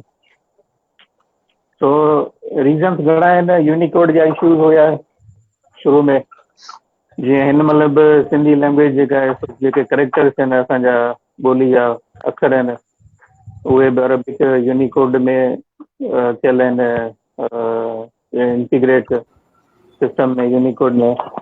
त उन जो फॉलो अप कोन्हे को, इंडिविजुअली त असां नथा वठी सघूं, छाजे करे जो जीअं इदारो अगरि को फॉलो अप वठे थो, या गवर्नमेंट ऑफ सिंध आहे या सिंधी लैंग्वेज अथॉरिटी आहे, उहा फॉलो अप करे थी, त उन्हनि जी कोऑर्डिनेशन या मक़सदु करेस्पॉन्डेंस ठहे थी। असां जॾहिं ॾिठोसीं 2015 ताईं या 2015 में जेको इहो कमु थियो, इहो ईअं सम्झो त पहिरीं थियणु खपे हा। सो बहरहाल तमामु घणियूं ॻाल्हियूं आहिनि। साईं अली हसन मल्हा साहब चयो त गूगल क्राउड सोर्स आहे, जंहिंमें असांजा जेके बि इंडिविजुअल्स आहिनि, दोस्त आहिनि, उहे उन में पंहिंजो पार्टिसिपेट करे सघनि था, ॿोली जे हवाले सां उन में इनपुट ॾेई सघनि था। जेको इहो असल में जेको डेटा असां हिन में ॾियूं था गूगल खे, या क्राउड सोर्स में, गूगल मैप्स में, या गूगल सर्च में, इहो एक्चुअली हिकिड़ो ईअं सम्झो त मशीन लर्निंग जेको आहे, कंप्यूटर्स आहिनि जेके ईअं सम्झो त माना उन्हनि जे लाइ हिकिड़े क़िस्म जो माना फूड आहे न, उहा लर्निंग आहे, उहा लर्न कनि था instead of their own set of rule. जीअं डॉक्टर मज़हर साहब चयो त तव्हां उन्हनि खे मक़सदु इहो आहे त उहे अक्वायर स्किल्स कनि था कंप्यूटर थ्रू डिफरेंट एग्जाम्पल जेके असां उन्हनि खे कंप्यूटर खे ॾियूं था। सो मुंहिंजे ख़्याल सां त ईअं सम्झो त इदारनि जी सुस्ती हुई, या फॉलोअप न हुयो, या छा हुयो। जी ॿियो जंहिंजे सवाल आहे करे मुश्किलात जे हवाले सां जी जी तव्हां कहिड़ियूं मुश्किलातूं आयूं? मुर्तज़ा नाज़ साहब जो सवाल बि अहिड़े हवाले सां आहे, सिंधी ॿोली जे आवाज़ी तर्जुमेकारी वारी अमल में सीन स स्वाद या ज़ या ज़ोए ऐं ज़ जहिड़नि हिकु जहिड़नि आवाज़नि जी तर्जुमे करण में कहिड़ी मुश्किलात दरपेश आई, इहे कीअं हल थी सघे थी? तर्जुमे जे हवाले सां ॿियूं बि ॻाल्हियूं आहिनि त कंहिं जिगर मुरादाबादी वारो तर्जुमो जी उर्दू वारनि कंहिं ट्रांसलेशन मोकिली हुन में लिखियऊं, हुनजो जवाबु आयो लेबर मीन्स पॉपुलेशन। अहिड़े क़िस्म जो ट्रांसलेशन तर्जुमे निगारी वारी ॻाल्हि बि थिए थी, उन ते बि थोरो रोशनी ॾियो। पर ही मुर्तज़ा नाज़ वारो सुवालु आहे, तव्हांखे मुश्किलातूं कहिड़ियूं आयूं? सिंधी ॿोली खणण में कुझु अहिड़ा अखर हूंदा जंहिंमें आवाज़ आहिनि जेके ॾाढा मुश्किल आहिनि, नवां माण्हू जी ॾाल ॾेॾर आहे, ईअं सिंग आहे जंहिं वारो, अहिड़े क़िस्म जा अखर तव्हांखे बि मुश्किलातूं आयूं हूंदियूं। मुर्तज़ा नाज़ जो सवाल बि आहे, थोरो इन ते रोशनी विझंदा। जी। असल में डॉक्टर साहब सिंधी जेको आहे सो ट्रांसलेशन या टेक्स्ट वग़ैरह या OCR उन ते त कमु हले पियो। जेको तव्हां वॉइस जी ॻाल्हि था कयो, वॉइस जेका कलेक्शन गूगल वठे पई उहा ईअं सम्झो त मल्टीपल माना मुख़्तलिफ़ माण्हुनि मुख़्तलिफ़ वॉइस जे थ्रू माना उहे कनि पिया उनखे इनपुट में। ठीकु आहे। ॿियो जेको तव्हां चओ था न त अखरनि जा मसइला आहिनि, हीअ आहे हू आहे, हिन हिसाब सां अहिड़ो को इशू जेको आहे सो हिन असांजे हिन जे गूगल जे सिस्टम में का एडिशन आहे जंहिंमें असां चऊं था जेकॾहिं हीअं थींदो त उहो कीअं थींदो। जॾहिं हिकिड़ी शइ डेवलप थिए थी असां वटि थी सघे अहिड़ा मसइला हुजनि या असांखे ख़बर पवंदी आहे जेकॾहिं हीअ शइ असां कयूं आहे त भली हुजे हा, हीअ कढी छॾियूं, हीअ रखूं। हे जेके इंटरनेशनल इदारा आहिनि गूगल माइक्रोसॉफ्ट आहे उन्हनि वटि ईअं कमु न हूंदो आहे। उहे हमेशह प्लान कंदा आहिनि, उन खां पोइ एक्ट कंदा आहिनि। ठीकु आहे। त जेकॾहिं सिंधी ॿोली जे अखरनि में या कंहिं शइ में मसइलो हुजे हा त उहो ट्रांसलेट में बि न आणनि। हिकिड़ो कॉन्फ्लिक्टेड माना उहा लैंग्वेज हुन में अची वञे हा, ऐं कॉन्फ्लिक्ट खे जेको आहे हू बि न आणनि। छाजे करे उन्हनि खे ख़बर आहे त असांजी जेको माना हिकिड़ो एक्रेडिशन आहे या मक़सदु हिकिड़ो कमु आहे उहो ज़ाहिरी ॻाल्हि आहे अबेंडन त न कंदा आहिनि हलंदे में। जीअं डॉक्टर साहिबु चयो त कुझु अफ़वाह हलिया त सिंधी ॿोली कढनि था या मक़सदु उहो अहिड़ो मक़सदु ईअं सम्झो त कुझु मां चवां थो त कोई अहिड़ो जुगाड़ी कमु त न आहे न सम्झो था। त उन्हनि जो पूरो हिकिड़ो प्लान हूंदो आहे, पूरो सॼो कमु हूंदो आहे। उन खां पोइ ई पहिरीं जेको आहे सो ट्रांसलेट में फ्रेस बेस्ड सिस्टम आंदो, उन खां पोइ वरी न्यूरल नेटवर्क्स में उन जे थ्रू जेका ट्रांसलेशन थींदी आहे उन में सिंधी ॿोली खे आंदनि। उन खां बाद में OCR में कमु हलियो। OCR में हलण खां पोइ हाणे कैमरा जे जेको आहे सो इनपुट जे थ्रू माना तव्हां सिंधी ॿोली खे ट्रांसलेट करे सघो था रियल टाइम में। जेकॾहिं तव्हां किथे सिंधी के तव्हां गूगल ट्रांसलेट ऐप जे थ्रू सिंधी जुमिले खे या सिंधी कंहिं बि ईअं बि जेके एडवर्टाइज़मेंट जा बोर्ड हूंदा आहिनि सिंधी में लिखियल, उन ते तव्हां कैमरा रखंदव त तव्हांखे ॿियनि लैंग्वेजिस में उनजो जुमिलो ट्रांसलेट करे ॿुधाईंदो। त चवण जो मक़सदु इहो आहे त कमु हले थो पियो। ऐं बाक़ी इहो आहे त जेको हिकिड़ी माना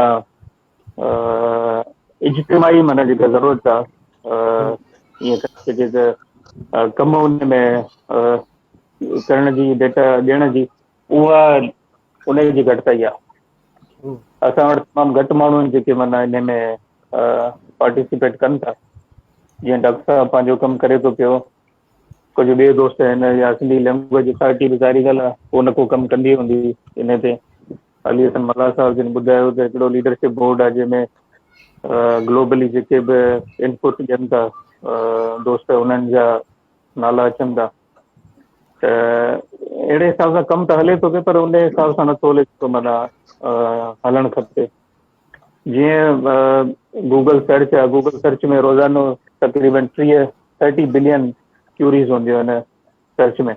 उन में असांखे इहो ॿुधायूं त सिंधी जूं केतिरियूं हूंदियूं आहिनि या सिंधी माण्हू केतिरो सिंधी में सर्च कनि था।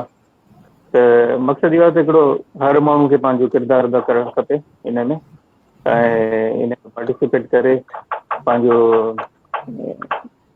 मुंहिंजे हिसाब सां त इहे ॻाल्हियूं आहिनि जेके मां तव्हांखे ॿुधायूं। अच्छा, हिकिड़ो सवाल अचे थो त माना इहे जेके आवाज़ आहिनि गूगल पाण ई आइडेंटिफाई करे उन आवाज़नि में फ़र्क़ु करे थो? तफ़सीली जवाब ॾिनो इन हरफनि ऐं डबल जेके फोनेटिक आहे, पर जेकर थोरो मूंखे एड करणु ॾियो, मूंखे इजाज़त ॾियो, जी मां जी थोरो हुन आवाज़ कयां। जी जी अलीहसन साहब तव्हां कयो ऐड कयो। सर, मुंहिंजो ॿोलियुनि खां वधीक लिखतुनि ते कमु आहे ऐं ध्यानु आहे, ऐं मूंखे दुनिया जूं 14 लिखतूं ईंदियूं आहिनि, ऐं तंहिंखां सवाइ ॿियनि 14 खां सवाइ ॿियनि लिखतुनि ॾांहुं बि मुंहिंजो ध्यानु रहंदो आहे, ऐं ख़ासि करे पंहिंजी लिखत खे डेवलपमेंट करण जे हवाले सां किथां न किथां असांखे ॿियनि लिखतुनि जो इस्तेफ़ादो करणो थो पए। मिसाल लिखत खे असां सिंधी लिखत चऊं था, उहा ख़ाली अरबिक परसो लिखत आहे, उन सां कुझु ॿुड़ियुनि जो इज़ाफ़ो करे ऐं असां पंहिंजे जेके सोती अरबिक परसो लिखत आहे जेका असां इस्तेमालु कयूं था, उहा रुॻे सिंधी ॿोली इस्तेमालु करे थी, पर दुनिया जूं 136 ॿोलियूं इन साॻी लिखत खे इस्तेमालु कनि थियूं। पर असां परे नथा वञूं, असां उर्दू था अचूं था। छा इहे साॻा सोतियात जेके आहिनि, इहे साॻा हर्फ़ जेके आहिनि, छा उर्दूअ में कोन्हनि? छा उर्दू वारनि खे तंग नथा कनि? उहे उन्हनि कॾहिं अहिड़ो आवाज़ु उथारियो आहे त भई सीन से ऐं साद समेत असां वटि 4 जेको आहे हर्फ़ आहिनि, ऐं अहिड़ी तरह सां ज़े जे हवाले सां वटि 4 आहिनि। असांजे ओड़े पाड़े जी लिखत आहे, युगर आहे, फारसी आहे, उर्दुश आहे, ऐं हिकिड़ी डिघी लिस्ट आहे जॾहिं मां चई वियुसि त 136 ॿोलियूं हीअ लिखत इस्तेमालु कनि थियूं, ऐं उन्हनि खे का बि तकलीफ़ कोन्हे का। अची सिंधी ॿोलीअ में जेकॾहिं इहे हर्फ़ आहिनि त माण्हुनि खे वॾी का तकलीफ़ थी थिए, वॾी का। तंहिंखां सवाइ उन्हनि दोस्तनि खे थोरो इहो सम्झणु खपे त हाणे टच बेस्ड जेका असां कीबोर्ड खे टच करे या ॿिए कंहिं डिवाइस खे टच करे जेका असां लिखत कंदा हुआसीं, उनजो दौरु पंहिंजे ख़ात्मे ते पहुतो थी चुको। हाणे जॾहिं असां ॻाल्हाईंदासीं त असांजी लिखत रिकॉर्ड थी वेंदी हली डायनामिकली, ऐं असांखे ऑप्शन ॾींदी त तव्हां जेको ॻाल्हायो उहो रिकॉर्ड थी वियो हलियो, हाणे तव्हां उनखे शो कहिड़ी लिखत में कंदव। सिंधी जी जेका मुरवज हिन वक़्तु अरबिक परसो लिखत आहे, उन में या देवनागरीअ में या रोमन में कहिड़ी लिखत में तव्हां उनखे शो करणु चाहींदो। हाणे जॾहिं त हाणे अहिड़ो को इशू रहियो ई न आहे, ऐं इहे असांजे माज़ी जा मसाला थी सघनि पिया, पर जॾहिं त हाणे दुनिया एडवांस वञे पई, जॾहिं तव्हां ॻाल्हाईंदव त तव्हांजो लिखिजी वेंदो ऐं दुरुस्त नमूने सां। मिसाल आहे, जेके दोस्त चवनि था त ज़े जे सोतियात जे लाइ असां वटि 4 आहिनि, जंहिंमें ज़ाल आहे, ज़ात आहे, ज़ोए आहे। मिसाल हिकिड़ो माण्हू लिखे थो ज़ाल, ठीकु आहे, हाणे ज़ाल लिखे थो त छा जेकॾहिं उहो ज़ाल ज़रे सां लिखे त अहिड़ो को ॿियो लफ़्ज़ आहे जंहिंमें मुंझारो थींदो अलाए इहा ज़ाल लिखी अथसि या को ॿियो लफ़्ज़ लिखियो अथसि? असांजे लिखत में अहिड़ो कंहिं बि क़िस्म जो मुंझारो कोन्हे को, ऐं माण्हू हरूं भरूं कूड़ा सचा अलाए किथां दलील घड़े था अचनि, जॾहिं त दुनिया जी ॾुखे में ॾुखी जेका लिखत आहे उहा असांजी चाइनीज़ जी जेका कांजी लिखत आहे, जेका 10% जापानीज़ यूज़ करे थी। कांजी जूं टोटल 52,000 शिकियूं आहिनि। उनखे पिनियुनि जे सूरत में उनखे हल कयो आहे त असांजी लिखत जे हवाले सां अहिड़ो इशू कोन्हे। हा, असांजे लिखत जे अंदरि इशू खे रजिस्टर न कयो आहे, जंहिंमें न रुॻे ऐं हिते इहा ॻाल्हि सिंधी ॿोली अथॉरिटी, सिंधी अदबी बोर्ड या सिंधी, हाणे जॾहिं पाण डिजिटली ॻाल्हायूं था त बेमाना थियनि, ऐं इहे सिंधी ॿोलीअ जी इहा मयार न रुॻे सिंध ऐं पाकिस्तान जे इदारनि ते थिए थी, पर इहा साॻी मयार असां वटि जेके इंडिया जे अंदरि, भारत जे अंदरि सिंधी ॿोलीअ जे तरक़ी ऐं उन जे हवाले सां इदारा क़ाइमु थियल आहिनि। ख़ासि करे Akhil Sindhi Sabha, Sindhi Indian institute of Sindhology ऐं ॿिया खोड़ सारा इदारा आहिनि। ऐं या ॿियो इहो हुयो त माइक्रोसॉफ्ट ऐं गूगल वारनि हिकिड़ो लिटरेशन जे हवाले सां, लिखतुनि जे बदिली जे हवाले सां हिकिड़ो इंडेक्स जे हवाले सां हिकिड़ो प्रोजेक्ट लॉन्च कयो, जंहिंमें इंडिया जूं ॿियूं समूरियूं लिखतूं त शामिलु कयूं वयूं, इवन उर्दू बि शामिलु कई वई, पर सिर्फ़ु उनखे सिंधी खे कोन शामिल कयो। त असां जी इहा ज़िमेवारी थिए थी त हिन डिजिटल प्लेटफॉर्म खे यूज़ कंदे असां जा दोस्त अलेसन साहब मुर्तज़ा नाज़ जो सवाल आहे त इन्हनि आवाज़नि वारनि लफ़्ज़नि जो तर्जुमेकार वारी हालात में कहिड़ो फ़र्क़ु थींदो? जीअं साईं सफ़र लिखियो आहे, सीन वारो सीन फेरे ऐं हो सफ़र जेको महीने वारो उहो बि लिखे, इन ॿिन्ही में जेकॾहिं असां वॉइस टू ट्रांसलेशन कंदासीं, जीअं गूगल में वॉइस जो ऑप्शन बि आहे, तव्हां ॻाल्हायो त गूगल तव्हांखे कैच करे तर्जुमो करे ॿुधाए, अहिड़े क़िस्म जे ऑप्शन में वेंदासीं त असां वटि जेकॾहिं जेके डबलिंग वारा वर्ड्स आहिनि, आवाज़ आहिनि, उन्हनि जो तर्जुमो कीअं कंदी गूगल? मुंहिंजे ख़्याल में मुर्तज़ा नाज़ जो सुवाल अहिड़े क़िस्म जो आहे। बिल्कुलु इन जे सुवाल जो, पर ॾिसो न इहे असांजा दोस्त ॿोली जे हवाले सां त तमामु घणा हिसास आहिनि, पर ॻाल्हि इहा आहे त कंप्यूटर जा स्पेशली DL ML ऐं आर्टिफिशियल इंटेलिजेंस जेके आहे उहे डिजिटली या कंप्यूटेशनल जेका लिंग्विस्टिक जा तमामु इहे नंढा माइनर मसइला आहिनि उहे हल करे चुकी आहे। जॾहिं असां चऊं था त दुनिया जूं 136 ॿोलियूं इहा साॻी लिखत इस्तेमालु कनि थियूं, उन्हनि में को प्रॉब्लम नथो थिए। अची हिते सिंधी ॿोली जे हवाले सां ये डोली नहीं उठेगी, इहे छो थो थिए? इहो रुॻे असांजे दोस्तनि जी कंप्यूटेशनल लिंग्विस्टिक या AI जो जेका वुसियत आहे उनखे बहितर नमूने सां नथा सम्झनि। अच्छा, हिकिड़ो सुवाल बि आहे, दोस्त मोहम्मद बख्श लगारी पुछियो आहे त माइक्रोसॉफ्ट में अञा ताईं सिंधी कीबोर्ड लेआउट ऑफिशियली छो कोन आयो आहे? अलीसन साहब तव्हां ॿुधाइणु पसंदि कंदो, माइक्रोसॉफ्ट में अञा ताईं सिंधी जो जेको कीबोर्ड आहे उनजो लेआउट ऑफिशियली कोन आयो आहे, अनऑफिशियली प्राइवेटली पिया आहिनि पिया, उनजो तव्हां थोरो ॿुधाईंदो। सर बिल्कुलु ईअं आहे त उन दोस्तनि शायदि लेटेस्ट वर्जन विंडो जो इस्तेमालु कोन कयो आहे ऐं माइक्रोसॉफ्ट जी प्रोडक्ट विंडो आहे 2007 खां पहिरीं त इहो वाक़ई इशू हूंदो, असां थर्ड पार्टी जे लाइ इंस्टॉल कयासीं, थर्ड पार्टी जेका माजिद ब्रोडी साहब जन इनिशियली ठाही हुई, उन खां पोइ असांजे ॿियनि दोस्तनि उनखे थोरो एनहेंस कयो। पर जॾहिं तव्हां विंडो 8 ऐं विंडो 10 खे ॾिसंदव उन में ऑफिशियली सिंधी ॿोली जो कीबोर्ड मौजूदु आहे ऐं बहितर नमूने सां इवन एतिरे क़दुरु जो गूगल ट्रांसलेशन जे 103 ॿोलियुनि में ग्राहकी त शामिल कोन्हे, पर माइक हमला आहे। जी, ॾाढो सुठो ऐं ॾाढो तफ़सीली जवाबु। असां मज़र साहब जे वरी मोटी ईंदासीं। मज़र साहब हिकिड़ो सुवाल GM लाड़िक साहब पुछियो आहे, सिंधी ॿोली खे मार्केट वारी ॿोली तौर ते छो नथो ॻाल्हायो वञे या मार्केट वारी ॿोली अञा छो न थी सघी आहे? पर उन खां पहिरीं असांजो प्रीवियस सुवालु मौजूदु आहे, उहो इहो आहे त असांजे इदारनि में साइंटिफिकली लिंग्विस्टिक्स ख़ासि करे सिंधी डिपार्टमेंट्स में, सिंधी इदारनि में छा पढ़ायो वञे थो, कहिड़ा कंपोनेंट्स पढ़ाया वञनि था, जे नथा पढ़ाया वञनि उनजो असांखे लास्ट थींदो। जीअं तव्हां ॿुधायो नेचुरल लैंग्वेज प्रोसेसिंग, जीअं असांजे जेका आहे कंप्यूटेशनल लिंग्विस्टिक्स आहे, ख़ुदि हिकिड़ी मैथमेटिक आहे। ॿियो कार्पस वारो इशू पंहिंजी जाइ ते मौजूदु आहे, त कार्पस बि हुजे। तव्हां हिकिड़ी भली ॻाल्हि ॿुधाई त लैंग्वेज प्रोसेसिंग में हाणे मॉर्फोलॉजी, सिंटेक्स, सिमेंटिक्स, इहे सॼियूं शयूं प्रोसेस में अचनि थियूं पियूं, फोनेटिक्स ऐं फोनोलॉजी उहे बि करे सघनि था। उन हवाले सां मुंहिंजो हिकिड़ो सुवाल आहे, बाद में ईंदासीं। पर पहिरियों तव्हां इहो हिकिड़ो इदारनि जो कमु, उहे लिसानियात जा इहे कंपोनेंट पढ़ाइनि था नथा पढ़नि, उहे कीअं प्रमोट करे सघंदासीं? ॿियो GM लाड़िक साहब जो सुवालु आहे, सिंधी ॿोली बतौर मार्केट जी ॿोली छो नथी ॻाल्हाई वञे, छो नथो इस्तेमालु थिए? उन जे लाइ तव्हां थोरो ॿुधायो। GM साहब जो सुवालु वरी मां हिते रखां थो, सिंधी ॿोली खे मार्केट ॿोली तौर छो नथो ॻाल्हायो वञे, इन जो जवाबु थोरो ॾियणु पसंदि कयो ॿिन्ही जो। मज़र साहब। ठीकु साईं, जी साईं। साईं ॾिसो न, मार्केट में ॻाल्हाए केरु थो? तव्हां सां, माना असांजा माण्हू मार्केट में ॻाल्हाइनि था। असीं जॾहिं मार्केट में वञूं था त असीं पाण ई उते ॿी ॿोलियूं ॻाल्हायूं था।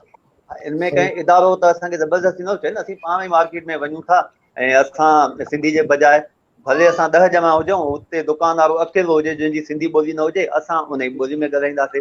पर जेकॾहिं असां वरी अञा कंहिं सुठे मथी मार्केट में वेंदासीं, कंहिं माल में वेंदासीं, असीं ट्राई कंदासीं पाण अंग्रेजी ॻाल्हायूं। भले उहो अॻियो माण्हू सिंधी हूंदो, हुन सां बि असीं प्रोडक्ट्स जा नाला या ॿिया जेके वखरनि उन्हनि जा नाला असीं अंग्रेजी में खणंदासीं। त जेसीं ताईं अवाम इन तरफ़ न ईंदो, छाकाणि त हिकु इहा हक़ीक़त आहे त ॿोली खे जीआरींदो बि अवाम आहे ॿोली खे बिगाड़ींदो बि अवाम आहे, ॿोली खे बचाईंदो बि अवाम आहे। ऐं मार्केट में अवाम पंहिंजी ॿोली ॻाल्हाईंदो त उहो मार्केट जी ॿोली थी वेंदी। हाणे अलबत्ता मार्केट जा जेके ॿिया कंपोनेंट आहिनि, जीअं हाणे बिल आहे, बिल असांखे अंग्रेज़ी में मिले थो, उहो बिल सिंधी में हुजणु खपे। सिंधी ॿोली लिखत में आहे, सिंधी ॿोली रिटन रीड स्पोकन टई हुनजा मरल आहिनि, बिल असांजो लिखत में हुजणु घुरिजे। प्रोडक्ट्स ते जेके इंस्ट्रक्शन असांखे अंग्रेज़ी ऐं उर्दू में मिलनि थियूं त सिंधियुनि जी हेॾी आबादी आहे उन में सिंधी बि हुजनि। एतिरे ताईं जो जेके मेडिसन अचे थी उन ते बि इंस्ट्रक्शन कोन आहे, जेको असांजे ॻोठा में माण्हू अंग्रेज़ी उर्दू नथो पढ़ी सघे उहो सिंधी में हुजणु घुरिजे। इन हवाले सां इहो इदारनि खे कमु करिणो आहे, ख़ासि करे सिंधी लैंग्वेज अथॉरिटी खे। त मार्केट हवाले सां त इहो ई आहे। इवन जेको हिन वक़्तु गूगल ते जावेद साहब तव्हांखे ॿुधायो या आवाज़नि जे हवाले सां जेके तव्हां क्वेश्चन पुछा आहिनि, त मुंहिंजी पंहिंजी जेकी राय आहे ऐं उहा ख़ैर तव्हांजे क्वेश्चन में न आहे, तव्हां हुनखे स्किप कंदुमि, अदरवाइज़ त ॿुधाए सघां थो त जेको तव्हां आवाज़नि जो सुवाल कयो त उहा आहे छा पई थी करे। बाक़ी जेका गूगल आहे, ऐं गूगल में इहो जेको मुसलसिल बहस पियो हले, माण्हू विझनि, तव्हां ॾिसो हिन वक़्तु ताईं जेको गूगल में इनपुट थियो आहे, तव्हां इंग्लिश जो जुमिलो ट्रांसलेट कयो उर्दू में, इंग्लिश जो जुमिलो ॿी कंहिं ॿोली में कयो ऐं सिंधी में कयो, त सिंधी में काफ़ी जुमिला अहिड़ा ईंदा जेके तव्हांखे सही तर्जुमो में न मिलंदा, सही सेंस ऑफ मीनिंग न ॾींदा। उनजो सबबु छा आहे त हर माण्हू वञे थो गूगल ट्रांसलेशन जंहिंमें उनखे ट्रांसलेट करे थो, वैलिडेट करे थो। हिन लाइ हिकु कमेटी हुजणु घुरिजे जेका सिंधी लैंग्वेज अथॉरिटी ठाहे, कमेटी हुजे, उन में हिकु अंग्रेज़ी ॿोली जो माहिर हुजे जेको सिंधी में ट्रांसलेट उनखे प्रॉपर वे में करे, ऐं हिकु कंप्यूटर जो हुजे जेको उहो कंदो वञे। मसलन कलंदर साहब लखियारी साहब जो बहितरीन डिक्शनरीज़ आहिनि, जेकॾहिं उनखे ऐं उन में हिकिड़ो कंप्यूटर जो माण्हू बि एड कयो वञे त असांजो इहो गूगल ट्रांसलेशन बहितरीन थी वेंदो।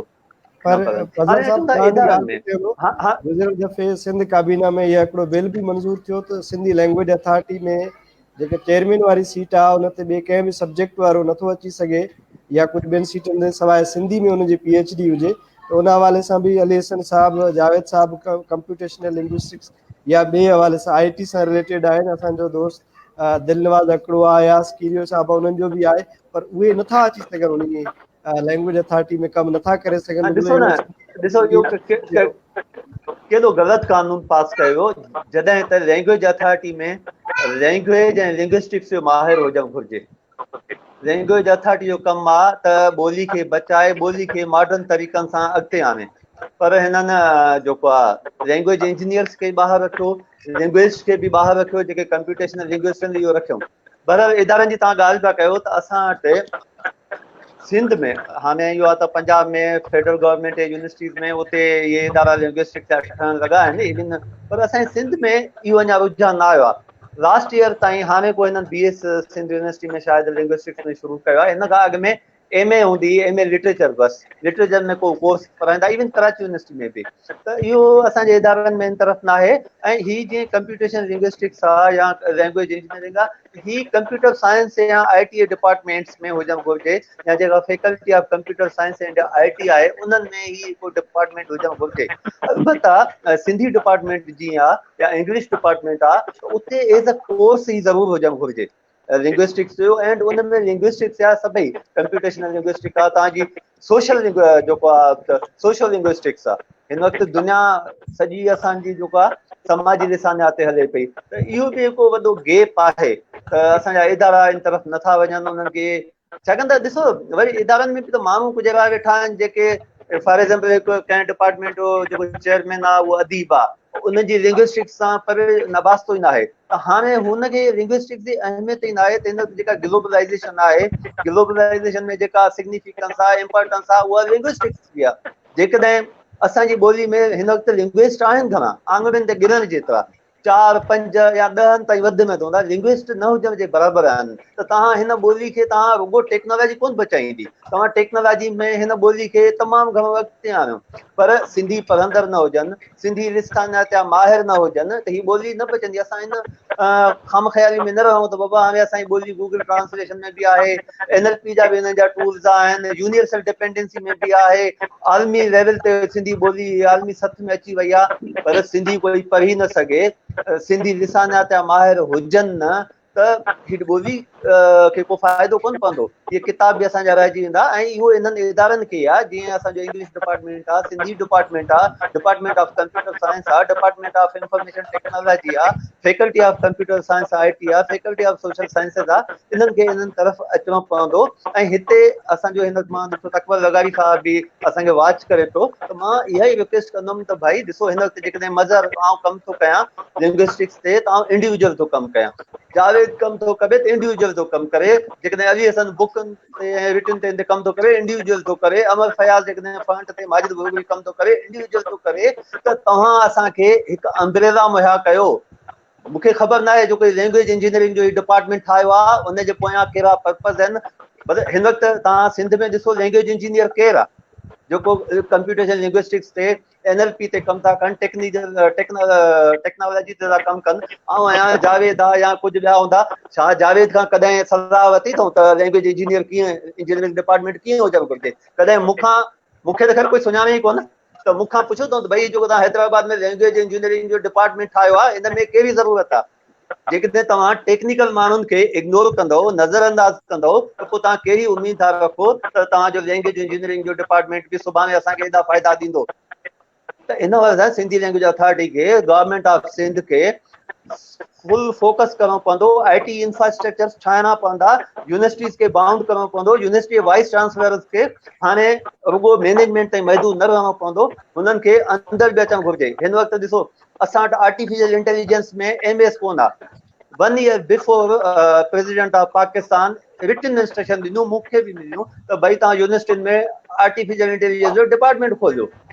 Computational linguistics, NLP, data mining, पंहिंजो डीप लर्निंग, मशीन लर्निंग, इहे सभई सब पार्ट आहिनि आर्टिफिशियल इंटेलिजेंस जा। असांजे यूनिवर्सिटियुनि में आर्टिफिशियल इंटेलिजेंस जो डिपार्टमेंट कोन आहे। इंक्यूबेशन सेंटर खोलनि था, नाले में पट्टी लॻी पिया, इंक्यूबेशन जो कॉन्सेप्ट न आहे।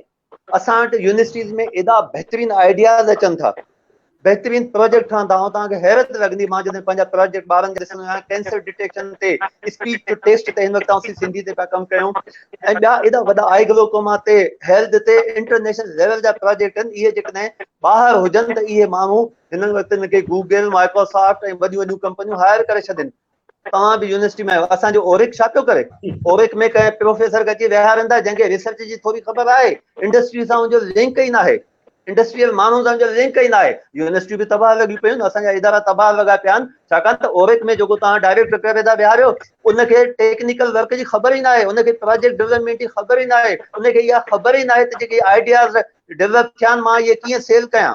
असां वटि यूनिवर्सिटियुनि में का बि इंडस्ट्री प्रोजेक्ट कोन थी थिए, पैसा कोन थी ॾिए, फॉरेन में इन्वेस्टमेंट थी थिए, MPhil ते, PhD ते, BS प्रोजेक्ट्स ते, त इहो सभु छो न पियो थिए? इन ते सिंध गवर्नमेंट खे, यूनिवर्सिटी जे वाइस चांसलर्स खे, सिंधी लैंग्वेज अथॉरिटी खे बाक़ाइदा सोचणो पवंदो। ऐं जेसीं ताईं टेक्निकल माण्हुनि खे पंहिंजे वेझो न आणींदा तेसीं ताईं मूंखे नथो लॻे त पोइ एॾो वॾो सक्सेसफुल वर्क थींदो।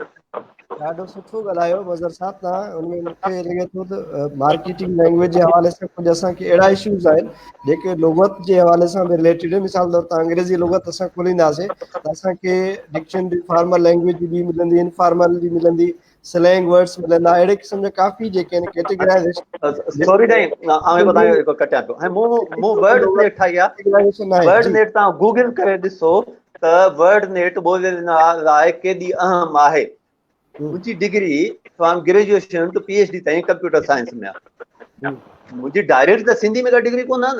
हाणे आउं हिकु सिस्टम ठाहियो, उन सिस्टम में छाकाणि आउं इंडिजीनियस सिंधी आहियां, जेके मां वर्ड विझी सघियुमि ऐं उन 4-5 हज़ार ते वर्ड विधा आहिनि। मूं काफ़ी दफ़ा ट्राई कई। हिकु दफ़े मूंखे सिंधी लैंग्वेज अथॉरिटी वारनि चयो साईं तव्हांजी प्रेज़ेंटेशन था रखूं, ॿिए ॾींहं ते मूंखे चयूं सॉरी साईं तव्हांजी प्रेज़ेंटेशन कैंसल।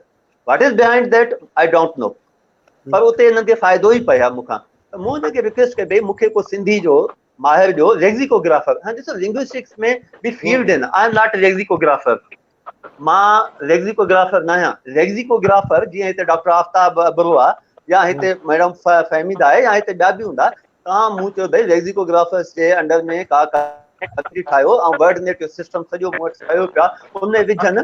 वर्ड नेट तव्हांखे ॿुधायां, वर्ड नेट आहे internet relation of language. For example आउं सिंधी में लफ़्ज़ थो विझां प्यार, त उहो ऑटोमेटिकली कनेक्ट थी वेंदो अंग्रेज़ी सां लव में, अरबी सां जेको हूंदो, दुनिया जूं जेतिरियूं बि ॿोलियूं आहिनि उन में ऑटोमेटिक ख़तम ट्रांसलेट थींदो। तव्हां ॿुधायो त छा ट्रांसलेशन जा जेके हिन वक़्तु असां प्रॉब्लम अचनि था उहे रहंदा?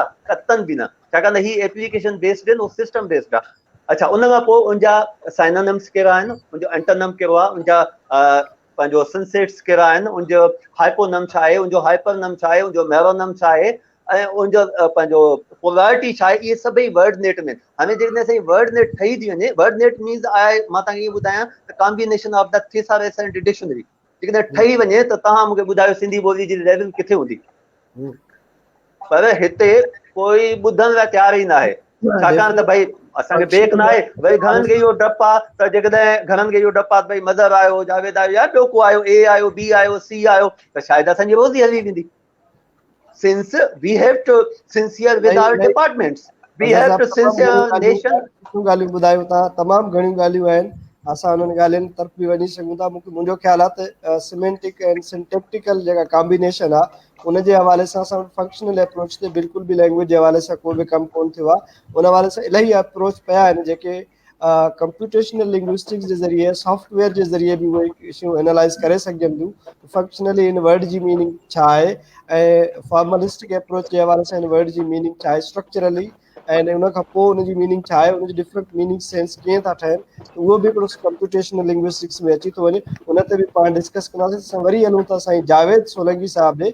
हफ़ीज़ कुंबर साहब जो ॾाढो सुठो सुवालु आहे, ॻाल्हि आहे, उन चयो अथनि त डिस्कस कयो। ताज़ो एप्पल आईफोन में सिंधी ॿोली जे मसइले ते जियो ऐं जंग अख़बार हिकु इशू उथारियो हो, उन ते राय ॾियो। मां सम्झां थो त साईं सुठे नमूने सां मूंखे राय ॾेई सघे थो। जावेद साहब उनखे थोरो एक्सप्लेन कयो, उनजे पुठियां टेक्निकल कहिड़ा मसइला हुया या आइडियोलॉजिकल कहिड़ा इशूज़ हुया तव्हांजी नज़र में? जेके टेक्निकल अहिड़ा के इशूज़ हुया, तव्हां घणो टेक्निकल डिस्कस करे विया आहियो ट्रांसलेशन जे हवाले सां, कीपैड जे हवाले सां, उनखे थोरो जी सर। ॾिसो साईं, जेका बि डिवाइस हूंदी आहे उहा कमु कंदी थ्रू ऑपरेटिंग सिस्टम, जेको हुनखे ऑपरेटिंग सिस्टम जे थ्रू इंस्ट्रक्शन मिलंदियूं आहिनि, ठीकु आहे। त ऑपरेटिंग सिस्टम्स में समटाइम्स जेको आहे बग्स अची वेंदा आहिनि।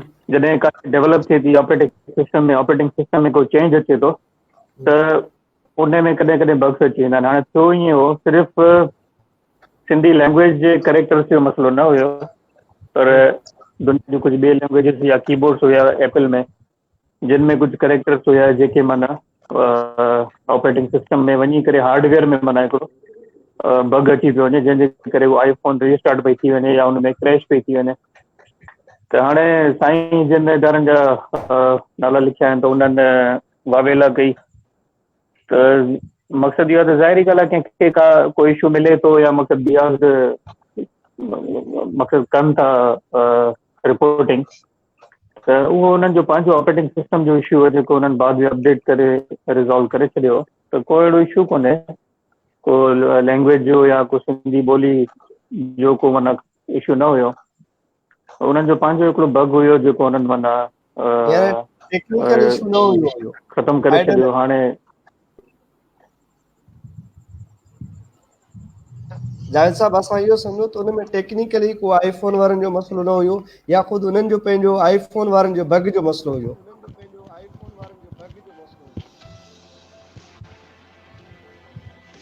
अलेक्सन साहब, लॻे थो जावेद साहब जो नेटवर्क थोरो स्लो आहे।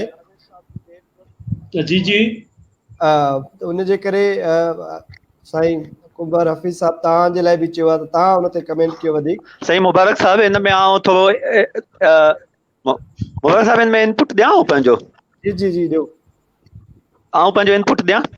जी ॾिसो, जी ॾियो। जॾहिं बि के सिस्टम ठहंदा आहिनि उहो जी जी मां हिन ते लिखियो बि हो विच में त मोबाइल सिस्टम हुजे या को बि जॾहिं सॉफ्टवेयर ठाहींदा आहियूं असां, त उहो पहिरियां असांजो जेको आहे शुरूआती बीटा वर्जन हूंदो आहे जंहिंमें एरर जा तमामु घणा चांसिस हूंदा आहिनि, एरर हूंदो आहे। ऐं इहो ई एप्पल कयो, एप्पल जॾहिं सिस्टम लॉन्च कयो त उन में ॿिनि हिकु सिंधी कुझु करेक्टर्स जे स्ट्रिंग जे करे एरर आई, ॿी आई असांजी पंहिंजो इटालियन फ्लैग जो इमोजी हो उन जे करे आई। हाणे इहो न सिंधी जे करे आयो न इन जे करे आयो। जॾहिं सिंधी में उन वक़्तु घणो लिखनि पिया, का शायदि हिते ट्रेंड हलनि पिया, उन ते वधीक लिखनि पिया, त सिस्टम मुंहिंजो हैंग थी पियो वञे। हेठि थी पियो वञे। असांजी मीडिया वरी छा कयो, उन एॾो इंतिशार फैलायो त भई सिंधी जे करे एपल बीज वियो, सिंधी जे करे एपल बिल्कुलु बि बर्बाद न थियो। हुनजो पंहिंजो बग हो, हुनजी पंहिंजी प्रोग्रामर्स जी जेका एरर हुई, इन में सिंधी या इटालियन स्लेग इमोजी जो को बि कसूर न हो, इहो हुनजो पंहिंजो। ऐं इहो थींदो आहे, मां बि सॉफ्टवेयर इंजीनियर आहियां, जावेद बि आहे, असां खां इहे थींदियूं शयूं वरी इम्प्रूव थी वेंदियूं आहिनि जॾहिं हुनमें इनपुट ईंदो आहे त थींदियूं आहिनि। मां जेके कंप्यूटर सिस्टम ठाहिया उनमें एरर आहियूं, आहिस्ते आहिस्ते इम्प्रूव थींदियूं वञूं, त इन में को सिंधी जो न आहे, इहो जस्ट मीडिया इंतिशार हो। ठीकु असां वरी जावेद साहब ॾियऊं। जावेद साहब तव्हां डिस्कनेक्ट थी वियो, ॻाल्हि तव्हांजी अधूरी रहिजी वई, पर हाणे हुन ॻाल्हि सां गॾु हिकिड़ो ॿियो सुवाल पुछंदासीं। गूगल ट्रांसलेशन में सिंधी जी ट्रांसलेशन जे हवाले सां एक्यूरेसी ते केतिरो कमु थियल आहे, केतिरो कमु रहियल आहे जंहिं ते तव्हांखे टीम वर्क तौर ते करणु खपे? एक्यूरेसी जे हवाले सां थोरो असांखे ॿुधायो त ईंदड़ चैलेंजिस तव्हां ॾिसां मूं कहिड़ा आहिनि गूगल ट्रांसलेशन में, जिन खे गॾिजी करे या कंहिं इदारनि जी सपोर्ट सां तव्हां कुझु करे सघो था, उहो थोरो असांखे ॿुधाईंदो। गूगल साईं जेको इहो ट्रांसलेट जो सिस्टम ठाहे रखियो आहे, असल में गूगल पाण जेको आहे सो मक़सदु इहो आहे त लैंग्वेजिस या उन्हनि वटि ज़ाहिरी ॻाल्हि आहे माहिर आहिनि, अहिड़ी ॻाल्हि न आहे त को ईअं ई कमु पिया कनि असां, पर हू चवनि था त माना हिकिड़ो जीअं क्राउड सोर्स सिस्टम आहे। क्राउड सोर्स मतिलबु इहो आहे त घणा जेके माण्हू आहिनि या मक़सदु उन कम्यूनिटी जा माण्हू आहिनि, उहे मिली करे माना पंहिंजी लैंग्वेज खे सपोर्ट कनि ऐं उन्हनि खे डेटा प्रोवाइड कनि।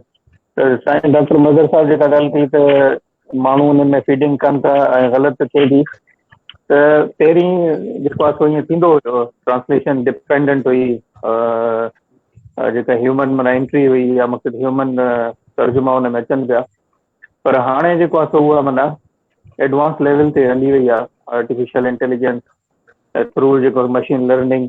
हाणे मक़सदु इहो आहे त कंप्यूटर पाण सम्झी वञे थो गूगल जो जेको सिस्टम आहे त हीअ ट्रांसलेशन केतिरी माना हुनजी एक्यूरेसी माना लो आहे या बिल्कुलु माना कम जी न आहे, त ऑटोमेटिकली माना अहिड़नि ट्रांसलेशन खे डिस्कार्ड करे थो ऐं जेके मक़सदु मयारी सम्झे थो उन खे वरी वैलिडेशन में पास करे थो।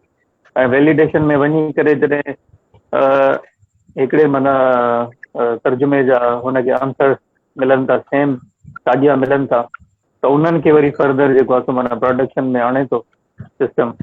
ऐं ॿी जेका तव्हां कई त हाणे ईअं त जेके बि कम आहिनि उहे गूगल आहे हिकिड़ो इंटरनेशनल इदारो आहे, असांजा पंहिंजा इदारा जेके आहिनि उनखे छा करणु खपे, उन्हनि खे ॾिसो इंटरनेट जी दुनिया आहे, तव्हां इंटरनेट गूगल ते वञो, सर्च कयो, तव्हांखे हर क़िस्म जा तव्हांखे आइडियाज़ मिलंदा त दुनिया में छा पियो थिए, हीअ जेके वॾियूं वॾियूं कंपनीज़ आहिनि इहे छा पियूं कनि। त असां वटि माशाल्लाह जेको इंस्टीट्यूशन आहे उन्हनि जे लाइ त कोई इशू न आहे। साईं डॉक्टर साहब जी PhD आहे, साईं अली हसन मल्हा साहब खे तमामु बहितरीनु एक्सपीरियंस आहे।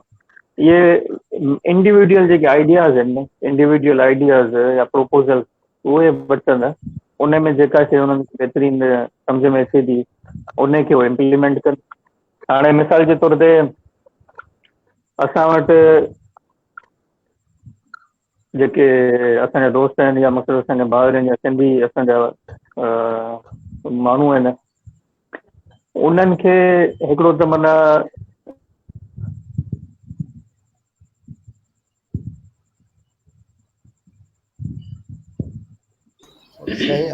अलेसन साहब, जावेद साहब जो वरी इंटरप्शन जो मसलो थी वियो। तव्हां चाहियो था त का असां वेबसाइट ठाहियूं या मक़सदु को अहिड़ो त माना इंस्टीट्यूट खे इहो कमु हुजणु खपे त उहो सपोर्ट करे।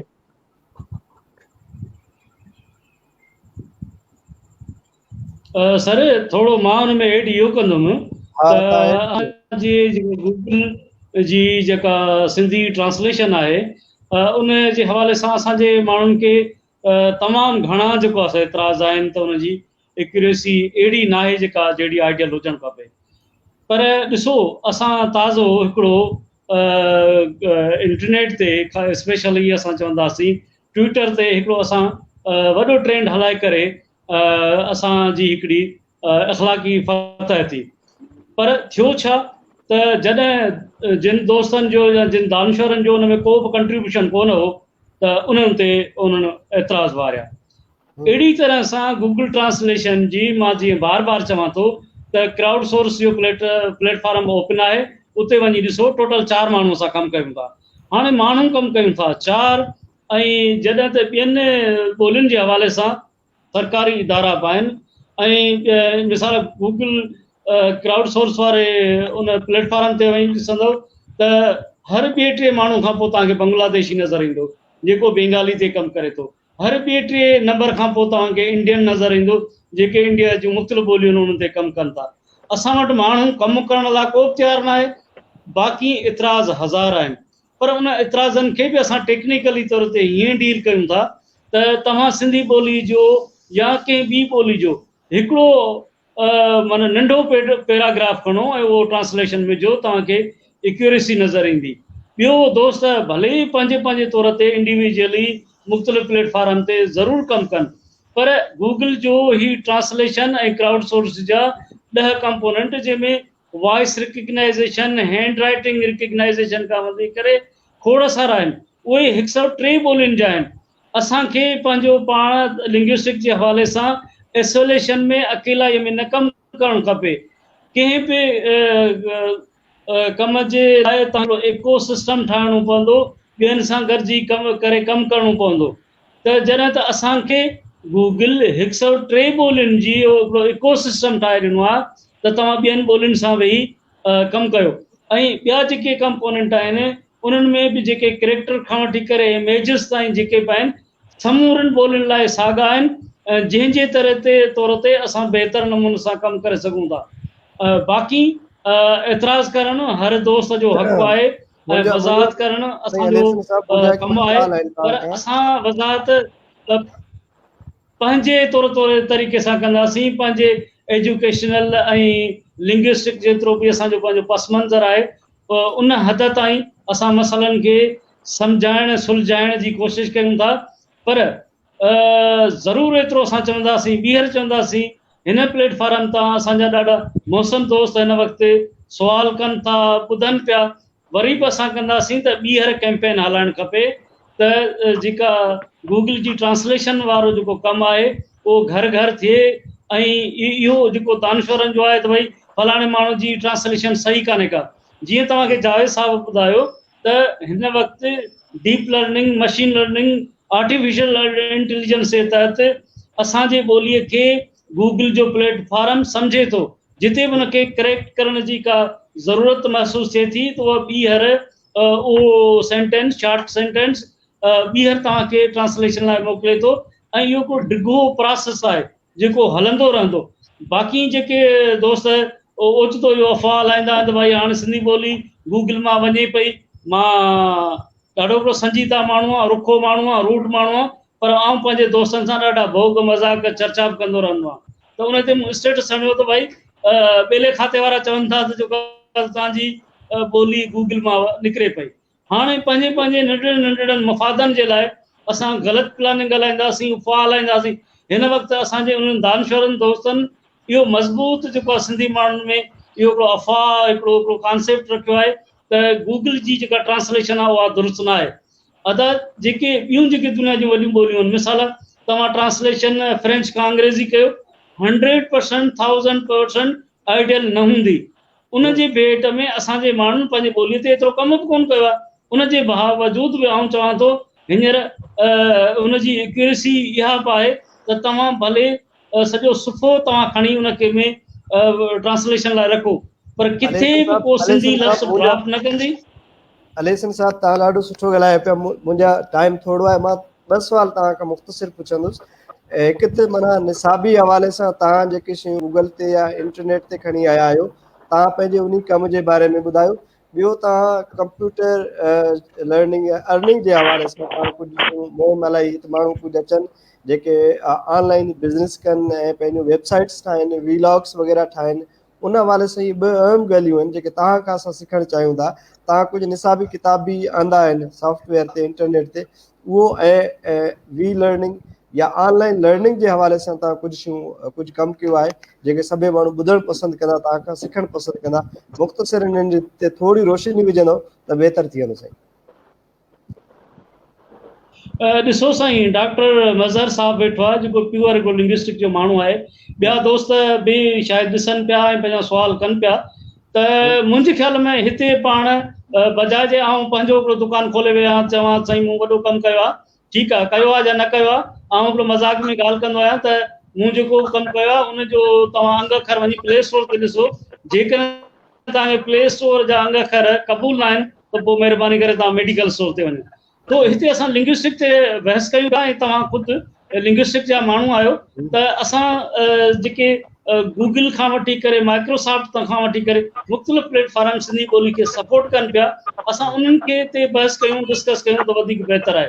बाक़ी जेको मुंहिंजा 2-4 जेके बि ऐप आहिनि उहे प्ले स्टोर ते मौजूदु आहिनि ऐं को बि दोस्त उन्हनि खे डाउनलोड करे यूज़ करे ऐं जेकॾहिं उन में के ग़लतियूं आहिनि या को ॿिया प्रॉब्लम आहिनि या अञा के आइडियल उन में कंपोनेंट को एड करणु चाहे थो त बे असां त हर वक़्तु हाज़िर आहियूं ऐं गुज़िरियल 6 सालनि खां वठी करे मुंहिंजा ऐप ऑनलाइन पिया आहिनि। पर हिते पाण मुंहिंजे ख़्याल में जेके रिलेटेड दोस्त आहिनि, मिसाल असांजो वलीमोहन डायरी साहब आहे, माजिद तुनियो आहे, उहे सुवाल कनि पिया। जेके बि मुंहिंजा लिंग्विस्टिक जे हवाले सां सुवाल आहिनि, साईं मज़हर खां कयो, साईं जावेद साहब ॿीहर अपीयर थी वियो आहे, उन खां कयो त वधीक बहितर आहे। जी वॾी महिरबानी अली साहब, तव्हां ॾाढी फ़राख़ दिली सां ॻाल्हियूं ॿुधायूं ऐं असां तव्हांजे कम खे रिकग्नाइज़ कयूं था, ॾाढो सुठो कमु आहे ऐं तव्हां कोशिशि कयो था त माण्हुनि खे उत्साहियो था, नौजवाननि खे उत्साहियो था, इनकरेज कयो था, काफ़ी माण्हू एतिराफ़ बि कनि था उन्हनि सॼियुनि शयुनि जो। तव्हांजी वॾी महिरबानी, तव्हांजी वॾ माण्हू ऐं ग्रेटनेस आहे, असां हुनखे एक्सेप्ट कयूं था ऐं रिकग्नाइज़ कयूं था। मज़हर साहब ॾे ईंदासीं। मज़हर साहब, नेचुरल लैंग्वेज प्रोसेसिंग में जीअं तव्हां ॿुधायो त आर्टिफिशियल इंटेलिजेंस सां सिंटेक्टिकली, सिमेंटिकली, मॉर्फोलॉजिकली या फोनोलॉजिकली शयूं जेके आहिनि एनालाइज़ थियनि थियूं कंप्यूटेशनल लिंग्विस्टिक्स में, उनजी एप्लीकेशन सिंधी में तव्हां केतिरी था ॾिसो, इदारनि में उनजी जेका अवेलेबिलिटी आहे या उन ते कमु केतिरो थियल आहे, केतिरे करण जी ज़रूरत आहे, उन ते थोरी असांखे रोशनी विझो ऐं असांखे गाइड कयो।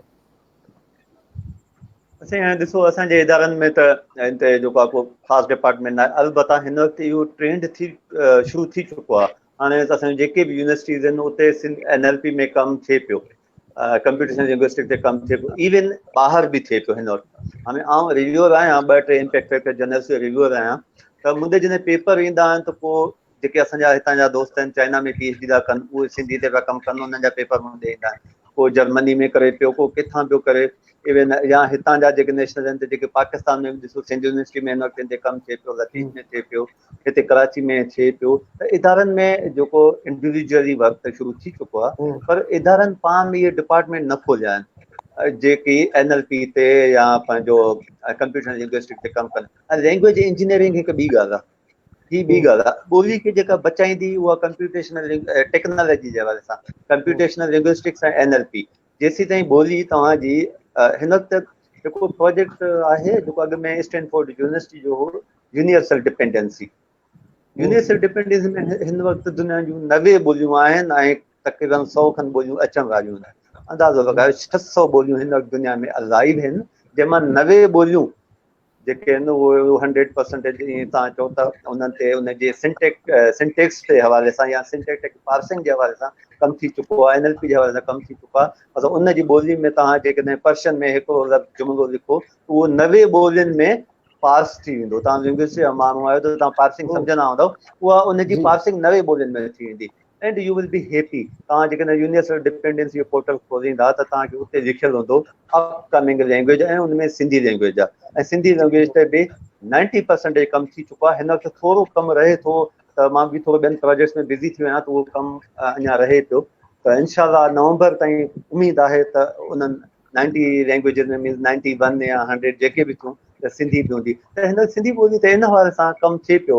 नेशनल इदारनि में बि इंटरनेशनल इदारनि में कमु थी रहियो आहे। ऐं जेको सिंधी ॿोली में जेकॾहिं तव्हां करण बि चाहियो, हितां sindhinlp.com वेबसाइट आहे, उन ते उहो कमु आहे। उन ते तव्हां morphological analysis, synthetic analysis, grammatisation, streaming, sentiment analysis, corpus linguistics जे हवाले सां मज़हर साहब मां तव्हांजी ॻाल्हि कटियां पियो। कार्पस लिंग्विस्टिक्स जे हवाले सां उनखे जेकॾहिं असां एनालाइज़ कयूं त टेक्निकली असां वटि अहिड़ा कहिड़े क़िस्म जा सॉफ्टवेयर आहिनि सिंधी में जेके असांखे ॿुधाइनि त सब्जेक्ट एग्री करे थो वर्ब सां, ऑब्जेक्ट सां या कंहिं ॿी शइ सां असांखे जेकॾहिं अहिड़े क़िस्म जो सॉफ्टवेयर मिले, असां काविश जे कार्पस लिंग्विस्टिक्स वारी डेटा खे एनालाइज़ कयूं, अहिड़े क़िस्म जो सॉफ्टवेयर आहिनि। जीअं मूं वटि कुझु डेटा आहे, मुंहिंजो दोस्त आहिनि, हिकिड़ो आहे मिक ओ डोनेल, उनजो ॾाढो ज़बरदस्त क़िस्म जो जेको कार्पस टूल आहे जेको एनालाइज़ करे थो। ॿियो आहे क्रिस्टन मैथिसन जो ऐं केन ज़ोंग वू जो जेको सिस्टमेटिक फंक्शनल लिंग्विस्टिक्स जे हवाले सां एनालाइज़ कयो थो। टी हिकिड़ी प्रोफेसर आहे सिंगापुर यूनिवर्सिटी में, उहा आहे के ओ हैलोरन, जंहिंजे सिस्टमेटिक्स जे नाले सां हिकिड़ी सॉफ्टवेयर ठहियलु आहे। इहे 3 वॾा सॉफ्टवेयर आहिनि जेके तव्हां डेटा अंग्रेज़ी में विझंदो त उन्हनि जी जेका डेटा आहे उहो नेचुरल लैंग्वेज प्रोसेसिंग जे ज़रिए तव्हांखे एनालाइज़ करे ॿुधाईंदा त हिन सिंटेक्स जो मक़सदु या हिन जुमिले जो मक़सदु फंक्शनली हीअ आहे, हिन जुमिले जो फंक्शनल मक़सदु हीअ आहे। इवन तव्हां उनखे जेकॾहिं वीडियो विझंदो, उनमें जेकॾहिं का लैंग्वेज आहे त उन लैंग्वेज की वीडियो जी लैंग्वेज खे बि एनालाइज़ करे तव्हांखे सिस्टमेटिक वे में ॿुधाईंदा त हिन कार्पस में सब्जेक्ट हिन वर्ब सां एग्री करे थो या हिन ऑब्जेक्ट सां एग्री करे थो या कंहिं ॿिए वर्ड सां। अहिड़े क़िस्म जो लैंग्वेज प्रोसेसिंग एनालिसिस में सिंधी में तव्हां वटि कहिड़ो सॉफ्टवेयर आहे या जेको इस्तेमालु थियो आहे, जेको इस्तेमालु थियणु खपे, असांखे करणु खपे, ऐं कीअं असां उनखे डेवलप करे सघूं था? ॾिसो, अंग्रेज़ी ॿोली त फुली रिसोर्स आहे, तव्हांखे अॻु में ई ॿुधायो त फुली रिसोर्स लैंग्वेज आहे। असांजी ॿोली त 2013 खां पोइ इहो कमु शुरू थियो आहे, अॻु में एतिरो न हो। फॉन्ट ठाहिण ॿी ॻाल्हि आहे, ऐं हिते इहा क्लियर कयां, मां कंहिंजी मुखालफ़त नथो कयां। फॉन्ट ठाहिण ईअं आहे त तव्हां अल्फ़ बे ठाहियो, ठीकु आहे न। हाणे तव्हां बि अल्फ़ बे ठाहिण फॉन्ट ठाहिण आहे, पर जुमिलो ठाहिण, जुमिले खे एनालाइज़ करणु, जुमिले में खे टैगिंग करणु, उनखे ग्रामेटिकली निशान लॻाइणु, उन मां सेमेंटिक जो मतिलबु कढणु ऐं उनखे डिफरेंट वेज़ में एनालाइज़ करणु, इहो हिकु जुदा कमु आहे जेको मूंखे लॻे, जेको मुंहिंजे नज़र में तमामु वॾो कमु आहे, जंहिंखे असां वटि काफ़ी नज़रअंदाज़ कयो वञे थो ऐं सिर्फ़ु फॉन्ट खे ई अहमियत ॾिनी वञे थी। जंहिं जेके फॉन्ट खां मथे कमु थिया आहिनि उनखे का अहमियत नथी ॾिनी वञे। सिंधी ॿोली में ॾिसो, हिन वक़्तु तव्हांखे जेकॾहिं मिलंदो, जीअं तव्हांखे सिंधी NLP.com ॿुधाई वेबसाइट मुंहिंजी आहे, उहा लिंग्विस्टिक एनालिसिस करे थी कार्पस जी, कार्पस ठाहे बि थी, उनजी लैंग्विस्टिक एनालिसिस करे थी, इमोशन बेस्ड एनालिसिस करे थी, सेंटीमेंट बेस्ड एनालिसिस करे थी। लिंग्विस्टिक एनालिसिस हीअं करे थी त हू जुमिले खे टोकनाइज़ कंदी, तव्हां जुमिलो लिखो, उहो उनखे हिकु हिकु वर्ड अलॻि कंदी, जेकॾहिं कामा आहे त कामा खे बि अलॻि कंदी, फुल स्टॉप खे अलॻि कंदी, इनखे चइबो आहे टोकनाइज़ेशन या सेगमेंटेशन। उन खां पोइ उनखे एनोटेट कंदी त फॉर एग्ज़ाम्पल ही अंब आहे त भई ही खे एनोटेट कंदी। हिकु त यूनिवर्सल जेको डिपेंडेंसी आहे, यूनिवर्सल ग्रामर जो जेको टेग सेट आहे, जेको सिंधी ॿोली खे यूनिवर्सल लैंग्वेज बणाए थो। ऐं ॾिसो, इहा असां लाइ ख़ुशी जी ॻाल्हि आहे, असां वटि माण्हुनि खे हिन तव्हांजे तवसुल सां ॿुधायां थो त सिंधी लैंग्वेज यूनिवर्सल ॿोलियुनि जे ग्रुप में शामिल थी चुकी आहे। हुन जेके यूनिवर्सल लैंग्वेजिस ते अप्लाई थियनि पिया, असांजा डिफरेंट सोर्सिस एनालिसिस जा, उहे सिंधी ते बि थियनि पिया। त तव्हां सिंधी ॿोली जो लिखो था ही, त उहो यूनिवर्सल पार्ट ऑफ स्पीच सां बि टैग थींदो ऐं सिंधी पार्ट ऑफ स्पीच सां बि टैग थींदो, ॿी तरह फुल स्टॉप बि टैग थींदो। वरी तव्हां ॾिसो त हिन में लेमा कहिड़ा आहिनि, जेको असांजे सिंधी लिंग्विस्टिक्स में लेमा जी ख़बर बि न आहे, पर कंप्यूटर लिंग्विस्टिक्स में हिन में त लेमा जो कढंदो, उन ॾिसंदो त हिन वर्ड में स्टेम कहिड़ा आहिनि, उहे कढंदो। उन खां पोइ ॾिसंदो त इन जुमिले जी सेंटीमेंटल पोलैरिटी कहिड़ी आहे, उहो तव्हांजो कार्पस जेको ॿुधाईंदो। इमोशन इन सेंटेंस में कहिड़ो मौजूदु आहे, छाकाणि त there is a difference between the emotion and sentiment, उहो ॿुधाईंदो। उन खां पोइ तव्हांखे ॿुधाईंदो त आस्पेक्ट बेस इन में आस्पेक्ट्स कहिड़ा आहिनि, फीचर कहिड़ा आहिनि, ऐं फीचर बेस्ड वरी सेंटीमेंट एनालिसिस अलॻि थींदी। त इहो कार्पस एनालिसिस जो सिस्टम सिंधी में मौजूदु आहे। पर जेको तव्हां चयो, इन ते अञा वधीक कमु करण जी ज़रूरत आहे। पोइ हिकु माण्हू, मां हुजां, तव्हां हुजो, जज साहिबु हुजे, फयाज़ साहिबु हुजे, अली हसन साहिबु हुजे, या कोई बि हुजे, को बि हिकु या ॿ माण्हू नथा करे सघनि। इन लाइ इदारा हुजनि जेके एॾियूं ठाहिनि। हाणे इन में असांजे यूनिवर्सिटियुनि खे कमु करणु घुरिजे। यूनिवर्सिटियूं फॉर एग्ज़ाम्पल तव्हां जेके सालियाना final year project computer science में ठहनि था, इंफॉर्मेशन टेक्नोलॉजी में ठहनि था, कंप्यूटर सिस्टम्स में, सॉफ्टवेयर इंजीनियरिंग में, उहे पंहिंजा फाइनल ईयर प्रोजेक्ट इन्हनि ते ठहिराइनि, अहिड़े क़िस्म जूं एप्लीकेशन्स ठहिराइनि, ऐं उन्हनि खे पोइ पंहिंजो लैंग्वेज अथॉरिटी या लिंग्विस्टिक्स जे हेल्प सां फाइनल करे ऐं उनखे ऑनलाइन कजे, त डेफिनेटली सिंधी असांजे ईंदड़ 5-10 सालनि में फुली रिसोर्स थी वेंदी। बाक़ी जेकॾहिं असां सिर्फ़ु इहे ॻाल्हियूं कंदासीं त ही माण्हू कंदो, ही जीअं चवंदो उअं ई कंदासीं, त उहो ॾिसो त उन माण्हू जो कमु कहिड़ो आहे, उन माण्हू कयो आहे। जीअं मुबारक साहब आहे त उनजो कमु कहिड़ो आहे, उन कहिड़ो कमु कयो आहे। अली हसन साहब जो कमु मूंखे इलाही किताब ठाहिया आहिनि, असां त सिंध में वेही करे प्राइमरी जा किताब मिली था वञनि। मां साईं जो ॾिठो, जेका ॿाहिरि रहंदासीं सिंधी तव्हां अखर ते अख हथ रहो त तव्हांखे ॿुधाईंदो अल्फ अख, वॉइस ॾियो, रिटन बि ॾींदो, त अलीहसन साहिब जो केॾो वॾो कमु आहे।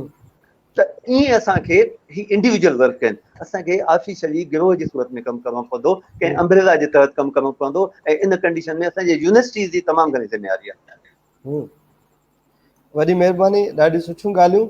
मूंखे यादि पए थो त जॾहिं उते हांगकांग में हुयासीं त उते के हो हलोरन ऐं माइक क्रिस्टन मैथिसन सिस फैन जे नाले सां हिकिड़ी कंप्यूटेशनल टूल हो जेको हुन असांखे ॾिनो हुयो, वक़्ती तौर ते हुन असांखे ॾिनो। मूं हुनखे चयो त मां इहो परचेज़ करणु चाहियां थो। हुन चयो त असां परचेज़िंग और पावर इंडिविजुअली कोन ॾींदा आहियूं, पर जेकॾहिं तव्हांजो इदारो परचेज़ करे त पोइ असां हुनखे ॾेई सघूं था, या असां हुनखे ट्रेनिंग बि ॾेई सघूं था। मां हिते अची पाकिस्तान में सिंध में काफ़ी इदारनि खे लिखियो बि हुयो हुन जे हवाले सां। माना इहो हिकिड़ो टूल आहे जेको सिंधी ॿोली में असां हिनखे कन्वर्ट करे असां पंहिंजी कार्पस लिंग्विस्टिक्स खे एनहांस करे उनजी एनालिसिस, जीअं पार्सिंग वारी तव्हां ॻाल्हि कई, लेमा वारी ॻाल्हि कई, असां उन्हनि शयुनि खे डेवलप करे सघूं था। पर कंहिं बि इदारे को रिस्पॉन्स कोन कयो ऐं उहे शयूं अञा ताईं उते पयूं। तव्हां ॾाढी सुठी ॻाल्हि कई आहे, ॾाढी ज़बरदस्त लिंग्विस्टिक्स जे हवाले सां ॻाल्हि कई। जावेद साहब, अली हसन साहब ऐं डॉक्टर नज़र साहब, ॾाढियूं भलियूं ॻाल्हियूं थियूं, ॾाढियूं सुठियूं ॻाल्हियूं थियूं। टाइम काफ़ी ओवर थी वियो आहे, ॿुधंदड़ बि काफ़ी दिलचस्पी सां ॿुधनि पिया ऐं शयुनि खे ॾिसनि पिया, एनालाइज़ कनि पिया, उन्हनि खे दिलचस्पी आहे, असां अञा उन्हनि जे थोरे था आहियूं। पर आख़िर में वेंदे वेंदे बसि मुख़्तसिर तव्हां खां पैगाम, जावेद साहब तव्हां खां, त तव्हां हाणे गूगल ट्रांसलेशन या कंप्यूटेशनल लिंग्विस्टिक्स जे हवाले सां ईंदड़ चैलेंजिस कुझु हवाले सां तव्हां मैसेज कुझु ॾियणु पसंदि कयो ऐं कुझु असांखे ॿुधायो त पैगाम में त असांखे छा करणु खपे, कहिड़े कहिड़े क़िस्म जी शयूं करणु खपनि। हिकिड़ी ॻाल्हि, ॿी ॻाल्हि असांखे थोरी दिलजाई बि ॾियो त जेके चवंदा सिंधी ॿोली हाणे पुठिते पइजी वई आहे, या सिंधी ॿोली मरी वई आहे, सिंधी ॿोली बचायो, ही बचायो, अहिड़े क़िस्म जूं ॻाल्हियूं थियूं। सिंधी ॿोली असांजी महफ़ूज़ आहे, तव्हां हुनखे थोरो रोशनी विझो ऐं पंहिंजो पैगाम ॾियो। पोइ अली हसन साहब खां पैगाम वठंदासीं, पोइ मज़र साहब खां पैगाम वठंदासीं। जी सिंह, पैगाम सर इहो त वरी तव्हांजी ॻाल्हि कटंदा, असांखे अफ़सोस आहे त तव्हांजी नेटवर्क जे करे असां तव्हांखे भरपूर न ॿुधी सघिया आहियूं। जॾहिं बि तव्हां ॻाल्हाइणु शुरू कयो आहे थोरे अरसे खां पोइ इंटरप्शन थी विया, इंटरनेट जी असां महिरूम थी वञूं त तव्हांजी पूरी ॻाल्हि करणु। हा बिल्कुलु, इहो प्रॉब्लम हींअर अॼु आयो इंटरनेट में। असल में सर ॻाल्हि त सिंधी ॿोली जे हवाले सां जेके असांजा इदारा आहिनि, मुंहिंजी वरी साॻी ॻाल्हि उन्हनि खे ओनरशिप वठणु खपे ऐं हिकिड़ी टीम जेका आहे सो डेवलप कनि, कमेटी ठाहिनि ऐं उन कमेटी में जेको आहे सो अॼुकल्ह जी जेके टेक्नोलॉजीज़ आहिनि, जेके लिंग्विस्टिक्स में, कंप्यूटेशन में, आर्टिफिशियल इंटेलिजेंस में, मशीन लर्निंग में, वॉट एवर, माना जेके बि टेक्नोलॉजीज़ आहिनि उन में असांजा जेके नौजवान दोस्त आहिनि उन्हनि खे तरबियत ॾियनि, उन्हनि खे यूटिलाइज़ कनि। असांजो तमामु घणो जेको आहे यूथ आहे। तव्हांजो सर्विसिस कीअं ॾेई सघो था, तव्हां पंहिंजी सर्विसिस कीअं ॾेई सघो था? असांजूं त सर्विसिस हाज़िर आहिनि, एनी टाइम असां इंडिविजुअली बि कयूं था पिया। जेकॾहिं को इदारो असांखे चवंदो त असांखे एडवाइस कयो, असांखे गाइड कयो, या को असांखे प्रोपोज़ल सबमिट कयो, उहो बि करे सघूं था, कोई अहिड़ो इशू न आहे। इवन 2-2.5 साल पहिरीं मां त IT पॉलिसी बि जेको आहे सो गवर्नमेंट ऑप्शन खे ॾिनी हुई, उन में फ्रीलांसिंग या उन हिसाब सां जेके गवर्नमेंट अहिड़ा माना अहिड़ी फैसिलिटीज़ मुहैया करे नौजवाननि खे, जो माना मिलियंस त छा बिलियंस डॉलर्स जेके आहिनि त उहे नौजवान कमाए सघे थो। सो प्रॉपर गाइडलाइन जी ज़रूरत आहे असांजे नौजवाननि खे बि थ्रू इदारनि जे। असांजा इदारा जेके आहिनि सो इन ॻाल्हि खे सम्झनि। साईं डॉक्टर साहब ऐं डॉक्टर मज़र साहब, साईं अली हसन मल्ला साहब, ॿिए बि असांजा इलाही माशाल्लाह होशियार दोस्त आहिनि, उन्हनि जूं सर्विसिस वठनि। ठीकु आहे, असांखे कोई एॾी लालच बि न आहे। साईं वारी ॻाल्हि त जेकॾहिं असां ईंदासीं या मक़सदु केरु बि ईंदो त थी सघे थो त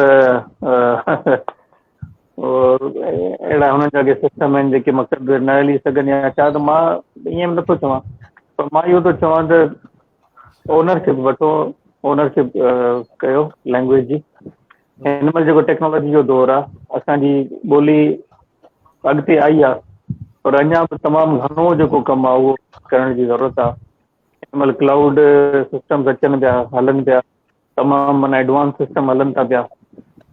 असांजे इदारनि में माना अहिड़ी फैसिलिटीज़ न आहिनि। असांजा सर्वर्स या मक़सदु हुननि जो सर्वर बेस्ड माना सिस्टम न आहे। स्टोरेज ना आहे, कोई अहिड़ो सिस्टम ना आहे, डेटा जेका आहे सो माना उहा इंटरनेट ते आहे, माशाल्लाह सुठी ॻाल्हि आहे। ऐं पर माना इहो हिकिड़ी डेटा जेका सिंधी लैंग्वेज अथॉरिटी में आहे उन्हनि जो बि डेफिनेटली हिकिड़ो सिस्टम हूंदो स्टोरेज जो, त डेटा खे जेको एक्सपांड कनि, डेटा खे वधाइनि थ्रू का टीम्स आहिनि हिनखे जेको हिननि मशीन लर्निंग जो जेको इंस्टीट्यूट आहे उनखे जेको आहे फंक्शनल कनि, उन में दोस्तनि खे आणनि, अॻिते वधाइनि। तो असां पंहिंजे तरफ़ां त कयूं था पिया कमु, बाक़ी तमामु घणे कम जी ज़रूरत आहे।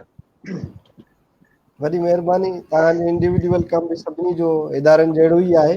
असां इदारनि में बि अहिड़े क़िस्म जी उमेद रखूं था, माना अहिड़े क़िस्म जो असांखे आउटपुट ॾियनि जो मासिस लेवल ते हर माण्हू रिकॉग्नाइज़ करे अहिड़े क़िस्म जो कमु बाक़ाइदा इदारा कनि था, इदारनि में कमु थियल आहे। असां हिन शइ जी वेट कयूं था। अलीहसन मल्हा साहब ॾियनि था। अलीहसन मल्हा साहब, तव्हां फाइनली कहिड़ो पैगाम ॾियणु पसंदि कंदो इन सॼे सेशन जे हवाले सां, प्रोग्राम जे हवाले सां, ऐं सिंधी ॿोली जी कंप्यूटेशनल लिंग्विस्टिक जदीद दौर में उनजे कम जे हवाले सां तव्हां आख़िर में कहिड़ो पैगाम ॾियणु पसंदि कंदो? असां वटि कुझु सुठा मोज़िज़ दोस्त जेके असांजा इदारनि में बि वेठा आहिनि, जेके कुझु करे बि सघनि था, उन्हनि खे तव्हां कहिड़ो पैगाम ॾींदो जेको आम माण्हू बि असांखे ॿुधे पियो, उन्हनि खे बि तव्हां कहिड़े क़िस्म जो पैगाम ॾियणु पसंदि कंदो साईं? सर, मां ईअं चवंदुमि त इदारा जहिड़े नमूने सां कमु कनि पिया उहो ॾाढो सुठो पिया कनि, ऐं हरू भरू उन्हनि इदारनि खे डिस्टर्ब न करणु खपे। मिसाल अॼु जेको पाण हिन स्ट्रीम यार्ड जे ज़रिए कम्यूनिकेट कयूं पिया ऐं माण्हुनि खे ॿुधायूं पिया, इहो कहिड़ी गवर्नमेंट जेको आहे लॉन्च कयो हुयो? गूगल कहिड़ी गवर्नमेंट लॉन्च कयो हो? याहू कहिड़ी गवर्नमेंट लॉन्च कयो? माइक्रोसॉफ्ट कहिड़ी गवर्नमेंट लॉन्च कयो? कहिड़ी गवर्नमेंट जे सरकारी इदारे लॉन्च कयो हुयो? ऐं जॾहिं त ही इंडिविजुअल माण्हुनि जा हिकिड़ा पंहिंजा पंहिंजा एफर्ट्स आहिनि, इहे हिकिड़े दीवाना माण्हू आहिनि, उन्हनि जा पंहिंजा पंहिंजा हिकिड़ा ख़्वाब आहिनि। मिसाल हिन वक़्तु असांजे जावेद साहब प्ले स्टोर ते हिकिड़ो ऐप डेवलप करे ऑनलाइन कयो आहे, जेको 1 मिलियन खां वधीक डाउनलोड थियो आहे। ऐं असांजो नंढड़ो अलीम कुंबर साहब आहे राधण मजा, जंहिं सिंधी ॿार पहिरियों दफ़ो सिल्वर बटन यूट्यूब खां हासिल कयो आहे। 9th क्लास जो ॿारु आहे, अॼु हू ऑफिशियली गूगल जे ब्रांड यूट्यूब जो ऑफिशियल पार्टनर आहे। अहिड़ी तरह सां तव्हां नौजवाननि खे, इंडिविजुअल माण्हुनि खे हिमथायो त दुनिया जा जेके वॾा प्लेटफॉर्म आहिनि लिंग्विस्टिक जे हवाले सां, जंहिंमें स्पेशली गूगल आहे, उन ते गॾिजी कमु कनि ऐं हिकिड़े इको सिस्टम तहत कमु थींदो। ॿियूं ॿोलियूं बि उते मौजूदु आहिनि, उन्हनि ॿोलियुनि जा ॻाल्हाईंदड़ ऐं इस्तेमालु कंदड़ लखे माण्हू मौजूदु आहिनि, उन्हनि सां गॾिजी करे वेही कमु कजे।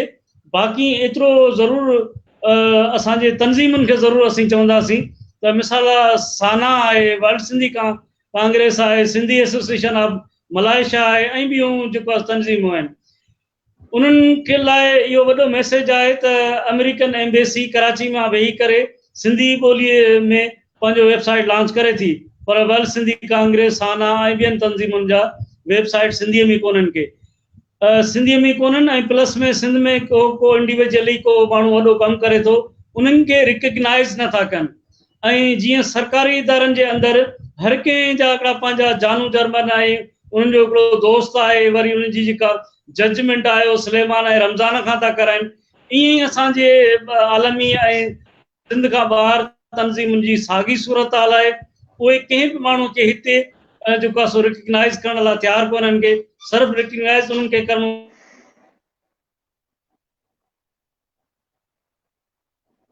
साईं ॾाढो सुठो, ज़बरदस्त। अलीहसन साहब, हाणे डॉक्टर मज़हर अली ॾुतियो साहब ॾे, साईं तव्हां कहिड़ो पैगाम ॾियणु पसंदि कंदो इन सेशन जे हवाले सां?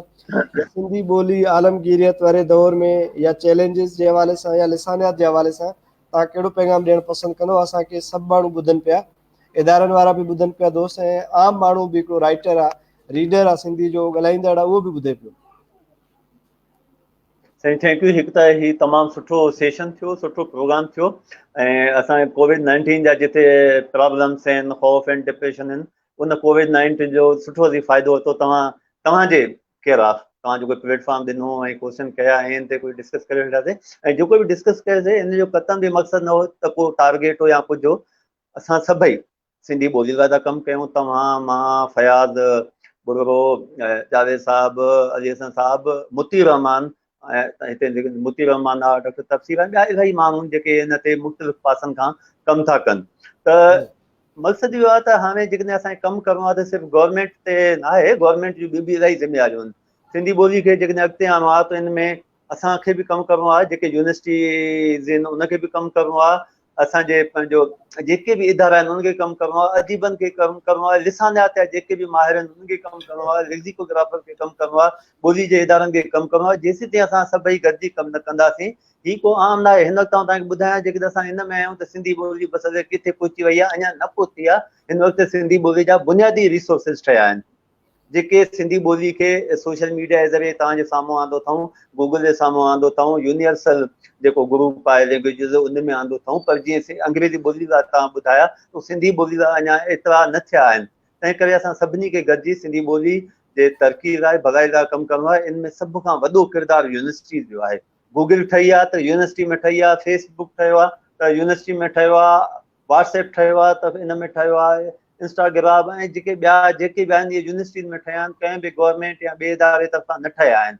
तंहिं करे हिन वक़्तु बे सभ खां वधीक ज़िम्मेवारी यूनिवर्सिटीज़ जी आहे। जेके बि यूनिवर्सिटीज़ आहिनि उनखां पोइ जेके असांजा लिसानियात जा माहिर आहिनि, ॿोली जा माहिर आहिनि, ऐं जेके असांजा अदीब आहिनि, जिन खे सिंधी ॿोली सां अदब सां प्यारु आहे, इन्हनि सभिनी खे गॾिजी कमु करिणो आहे, तॾहिं ही ॿोली अॻिते। असांखे हिक ॿिए खे सपोर्ट करिणो आहे, हिक ॿिए जी गिला न करणी आहे। पर असां आहियूं केतिरा, 5-6 ॼणा आहियूं, उन्हनि जा बि जेकॾहिं इख़्तिलाफ़ हूंदा त ॿोली लाइ केरु कमु कंदो? त असां सभिनी खे गॾिजी कमु करणु घुरिजे ऐं हिक ॿिए जे कम खे अहमियत ॾिजे। ऐं वैल्यू ॾींदो आहियां अमर फयाज़ खे, जेको बि उहो करे पियो, फ्रंट ते पियो करे, ॿिया कम पियो करे।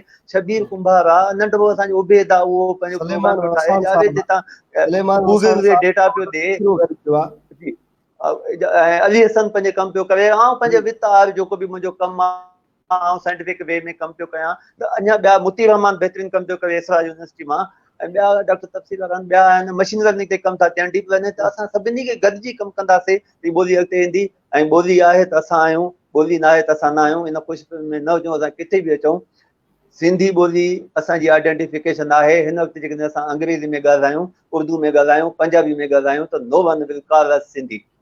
त ॿोली आहे त असां आहियूं, असांजी सकाफ़त बि आहे, असांजी सिविलाइज़ेशन बि बचंदी। Thank U. वॾी महिरबानी, तव्हां सभिनी जी वॾी महिरबानी। ॾाढो ज़बरदस्त सेशन थियो। मोहम्मदीन राजड़ी साहिबु ऑनलाइन डिक्शनरी जे हवाले सां पुछे पियो, अपडेटेड डिक्शनरी कोन्हे। अहिड़ा काफ़ी मसइला आहिनि जेके असां डिस्कस करे चुका आहियूं, जिन खे कमु करण जी ज़रूरत आहे। सिर्फ़ु इदारनि ते बि कावड़ न हुजणु खपे। असांखे पॉज़िटिवली जेकॾहिं इदारनि जा सुठा माण्हू, मोतबर माण्हू असांखे ॿुधनि था ऐं सेशन्स खे बि जॉइन कनि था, असां सां गॾु आहिनि, त असांखे उनजी इज़त करणु खपे। ज़ाहिरी ॻाल्हि आहे, सभई गॾिजी करे कमु कंदासीं। जीअं जावेद साहिबु चयो या अली हसन चयो, त कुझु असां में बि हज़ार सेंटेंस जेकॾहिं इनपुट विझूं असां ट्रांसलेशन जे हवाले सां, त बि असांजो बहितर थी वेंदो। असांखे पॉज़िटिव वे में हिकिड़ो कमु करिणो आहे, असांखे रूबरू क़िस्म जी ॿी का ॻाल्हि करणी कोन्हे। उनजे करे सिंधी ॿोली सभिनी जी ॿोली आहे, सभिनी जो फ़र्ज़ु आहे। जेको बि कमु करे थो पियो त उहो पंहिंजो फ़र्ज़ु अदा करे थो पियो। ऐं डेफिनेटली इदारनि में हिकिड़ी उमेद हूंदी आहे, उन उमेद खे पूरे करण जे लाइ माण्हू वाजाईंदो आहे। ऐं कुझु शयूं अहिड़ियूं हूंदियूं आहिनि जेके इंडिविजुअल न करे सघंदा आहिनि, ऐं उन्हनि खे इदारा ई अफोर्ड कंदा आहिनि, इदारा ई सभु कुझु कंदा आहिनि। असां इदारनि मां बि बहितरी जी उमेदु रखूं था, ऐं उहे बि असांजा पंहिंजा आहिनि, उन्हनि खे बि असां ऑन कयूं था। हिकिड़ो सेशन जे लाइ मां थोराइतो आहियां साईं जावेद अहमद सोलंकी साहिबु, साईं डॉक्टर मज़हर अली रुतियो साहिबु, साईं अली हसन मल्हा साहिबु, जिन असांखे टाइम ॾिनो, साथ ॾिनो। असां मुसलसल 1.5 कलाक ताईं इन शयुनि खे ॿुधंदा रहियासीं। काफ़ी ॿुधंदड़ बि असांखे, व्यूअर्स बि असांखे ॾिसनि पिया ऐं ॿुधनि पिया, ऐं पंहिंजो इनपुट ऐं आउटपुट बि ॾियनि पिया। असां उन्हनि जो बि शुक्रगुज़ार आहियूं। असां वरी कंहिं नए सेशन में गॾु थींदासीं। उनजे लाइ मां सभिनी ॿुधंदड़नि ऐं ॾिसंदड़नि खे जस्तो ॾियां, जेके असां सां गॾु हूंदा आहिनि, असांजो साथ ॾींदा। असां हुननि जा थोराइता आहियूं, ऐं हुननि जा लख लख थोरा मां शाह जे बैत सां पुॼाणी कंदुसि त नूरी ऐं नारी जोगीड़ा जहान में ॿरी जिन ॿारी आऊं न जीअंदी हूंदी। तव्हां सभिनी जा लख लख थोरा ॿुधंदड़ ॾिसंदड़। असां वरी कंहिं सेशन में गॾु थींदासीं। साईं जावेद साहिबु, मज़र साहिबु, पाण तव्हां ऑनलाइन रहिजो, असां दोस्तनि खां कटिजूं था, पाण थोरो ॻाल्हाईंदासीं। जी जी, अलाह थैंक यू। तव्हांखे, अलाह सभिनी खे ख़ुशि रखे, वबा जी बीमारियूं ॿाहिरि कढे, ऐं वरी असां साॻिया मेला मलाखड़ा ॾिसूं ऐं उन शइ में अचूं। जी लतीफ़, जी लतीफ़ साईं जी धरती।